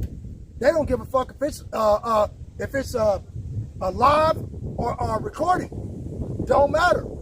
They shadow bans the shit out of it. I might get 1 or 2 views. Okay, if that. And one of the views is the brother. That's it. The rest of the world don't see my videos. They might. You know how YouTube says, oh, you only got 1 or 2 views? Yeah. Hey, actually, we got hundreds of views, man. All right? Because even the so-called white man Esau, he's also shadow banning how many views we are actually getting on our videos. He cuts that number, all right, for so we can. He's trying to sow that seed of doubt within us. Oh, I'm just only getting 1 or 2 views, no views. Actually, you're getting hundreds of views, all right? Because there be videos where I get 0 views. It says 0 views, but I'm getting comments. I'm getting comments on my videos. I'm like, what the fuck? That's how you know this devil, white man, all right, is taking the actual numbers and cutting them off, saying, oh, you didn't get no views, but actually you got like 30 of them, 100 of them, you know? You see what I'm saying? Even comments, all right? It says like, sometimes I make videos and it says I got a couple of comments, but it doesn't show any comments. I even filter it, the newest to the oldest, most relevant, and it says no comments, but it says I got actual conversations on there, man. I'm like, what the hell? And then shadow banning the videos, you know, the notifications, you know. Hey, these are signs that the Lord is returning. All right, the prophets aren't prophesying too much longer. There was a time where Noah, he stopped prophesying. There was a time where he stopped speaking, you stopped seeing Noah. And the people started getting worried. They're like, where the hell's Noah? He was talking about the rain. It's raining. Oh my God, where the hell is he at? And here he is, all right, in his boat, with the doors closed with all the animals in his family, and they're banging on the ark. Let me in, and bang, the flood kept rising and rising. Next thing you know, people drowned. All right. Because back then, how the world was getting moisturized, the water was coming up from the ground. Yep. You see what I'm saying? The springs, the dew. All right, there was more. You know how sometimes, all right, during you get the dew on the grass, all right, they would collect that. All right, and sometimes the springs, all right, natural spring water, all right, that would come up from the ground, man. And also, there's evidence and video evidence of just water coming out of mountains, not knowing where the source came from, and people are like, "Where the fuck is this coming from?" Right. You know? They do the same thing with Moses. Yeah. I put a video on my channel a little while back about the stone that Moses clave in two by hitting it. He struck it. He was supposed to just speak to the rock and water would gush forth. But he got so pissed off at the people, like I do, and like other individuals out there that start risking their lives and freedom, that he struck the rock. Bam! God damn it, there's not enough water for you? And it cracked in two. So it was very, And it was an ocean that came out of some bitch. so it's very possible. You know? Yeah, so it's very possible. All right, not impossible. So it's very possible that there was a time on Earth where it wasn't raining. All right, because the water comes out of the ground, the dew Yeah, out of the rock. rain didn't exist. Yeah, Right? But Noah, you know, he walked on the waters of faith. He started building a giant boat on solid land. People thought he was insane. It took him 120 years of preaching. At the same time, he was building that boat. To build that boat, and he took He took 3 of the wicked animals and 5 of the good animals. He took 3 of the unclean and 5 of the clean. He took 3 of the righteous abominations of the earth and 2 of the unrighteous or ungodly. It tells you what the numbers actually were. Wasn't 2 and 2 and 2 of everything. Bullshit. so hey, those creatures that you don't see today, all right, extinct creatures, that's how they got extinct. Not by the white man, but by the flood. The Lord thought that animal wasn't, right, He didn't want the animal to continue anymore, so didn't ended up not being on the boat. That's why you don't see dinosaurs, behemoths like that no more. Right. You don't see all of that stuff. But The Most High had a better plan, clearly. but they're going to come back in the kingdom because hey, the scriptures don't say that behemoth is going to be gone forever. And sometimes people who try to deny the flood, well, where all that water come from? How is there going to be so much water come out of nowhere to flood the whole earth? Well, if you know the scriptures, there's a firmament, all right. There's the Lord. He separated the firmament from the firmament, which is the waters from the waters. All right. So in space, the outer atmosphere, it's water, okay. And then under, there's water, the oceans, on Earth, okay. So the Lord He opened the firmament, all right, and made it rain, okay. Not just from the clouds, but from the water that's outside the ozone layer, all right. All right. Well, ain't nobody coming around. Ain't no big deal. We've been out here about 3 hours. So open up Jeremiah chapter 29, verse 11. Jeremiah 29 and 11. And it says, "For I know the thoughts that I think toward you, said the Lord, thoughts of peace and not of evil, to give you an expected end." And that's exactly what we're looking for. We're looking for the expected end of eternal salvation by the Most High God, Yahweh Ba'ashim Yahweh Shai, to be made kings and priests, and we shall reign on the earth. I think that's 1 Corinthians chapter 4, verse 8. I can't remember. I'm trying to make sure right quick.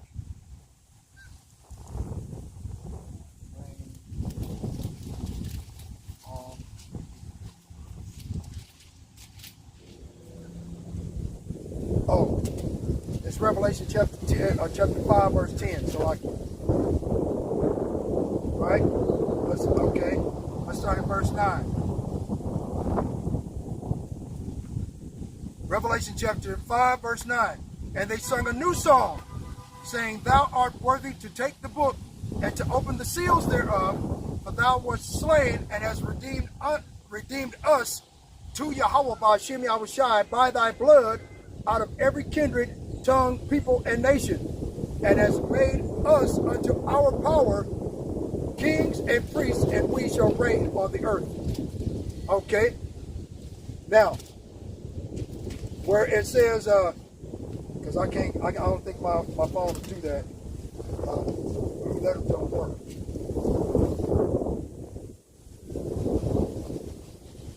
Yep, it don't work. So it's all good. Go ahead and read your one, man. This is Psalms 98. It says, Sing unto the Lord a new song, for he hath done marvelous things. His right hand and his holy arm hath gotten him the victory. The Lord hath made known his salvation. His righteousness hath opened the shore in the sight of the heathen. He hath remembered his mercy and his truth toward the house of Israel. All the ends of the earth have seen the salvation of our God. Make a joyful noise unto the Lord, all the earth. Make a loud noise and rejoice and sing praise. Sing unto the Lord with the harp and the voice of a song. With trumpets and sound of cornet, make a joyful noise before the Lord the King. Let the sea roar and the fullness thereof, the world and they that dwell therein. Let the floods clap their hands. Let the hills be joyful together before the Lord, for he cometh to judge the earth. With righteousness shall he judge the world, and the people with equity. Right. So that's the expected end that we come to expect from the Most High Yahweh Ba'ashem Yahweh's word. His word stated, we read it, we believe it through faith, and we hope that it comes to pass. That's the reason why we call ourselves the hopeful elect. Okay? We're hopeful. Hope is faith. Faith is the substance of things hoped for and the evidence of things not seen. So faith is hope. You see? So anyway, let's turn to the east. You got one more? One more quick chapter. Go ahead. Psalms 100. Make a joyful noise unto the Lord, all ye lands. Serve the Lord with gladness. Come before his presence with singing. Know ye that the Lord, he is God, Yahweh. It is he that hath made us, and not we ourselves. We are his people, and the sheep of his pasture. Enter into his gates with thanksgiving, and into his courts with praise. Be thankful unto him, and bless his name. For the Lord is good, his mercy is everlasting, and his truth endureth to all generations. Right. You see what I'm saying? So that's the hope that we're hoping for, man. And that's the reason why the Most High sent us out here as prophets, okay, his servants, in order to tell his people what to look for. But our people won't listen. You see people walking by here all goddamn day. They don't say nothing, driving past here behind the phone. Don't care. You see? So we tried, and we're going to continue to try until such time as we can no longer keep trying. Alrighty? So let's turn to the east and get on out here, brother. Come. All praises to the Most High, Yahweh, Yahweh, Ba'ashem, Yahweh Shai, Ba'ashem, Arakak, Wadash. Double honor to the apostles and elders of Great Millstone for pushing 100% truth to rule well. Peace and salutations to the hopeful elect that have been scattered abroad throughout the four corners of the earth. Shalom. Shalom. Okay, I think I got one more prayer. Come. I can't leave the people without it. Right? Alrighty. Nathalaya Na'im Wakawan Mahab Shabwath. Give to me pleasant and right thoughts. Gam Mazadyam Khashak Abadka Lamashalwa Maya. Also, from presumptuous sins, keep back thy servant. Let not them have dominion over me. Az Ya'atham Ayatham Wanakwayatya Mapashai. Then I shall be upright and I shall be innocent from transgression. Shamar Labya Mayan Kal Rai.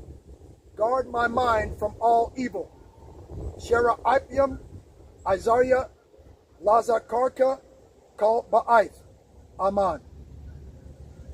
Guard my mind from all evil thoughts. Help me to remember the Most High Yahweh at all times.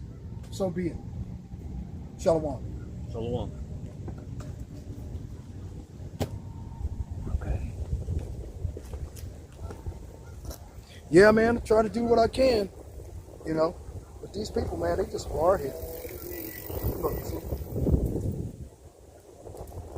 They don't give a fuck. They're just crazy. They, you know, it's to them, you know, we're a gazing stock.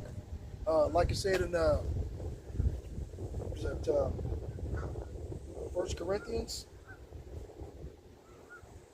we're laughing stock, a gazing stock. You know, we're made fools for Hamashiach's sake. See, that's you know, and they just come by to look at the fool monkey in the cage. Say, monkey nigger, what you doing? Right? That's the wickedness of these devils, man. That's the reason why the Most High gonna put their ass in the ground. What the hell they deserve it. Won't lie about that. All the shit that they done to us. Buck breaking? Man, come on, man. You goddamn crackers have done too much. Shalom.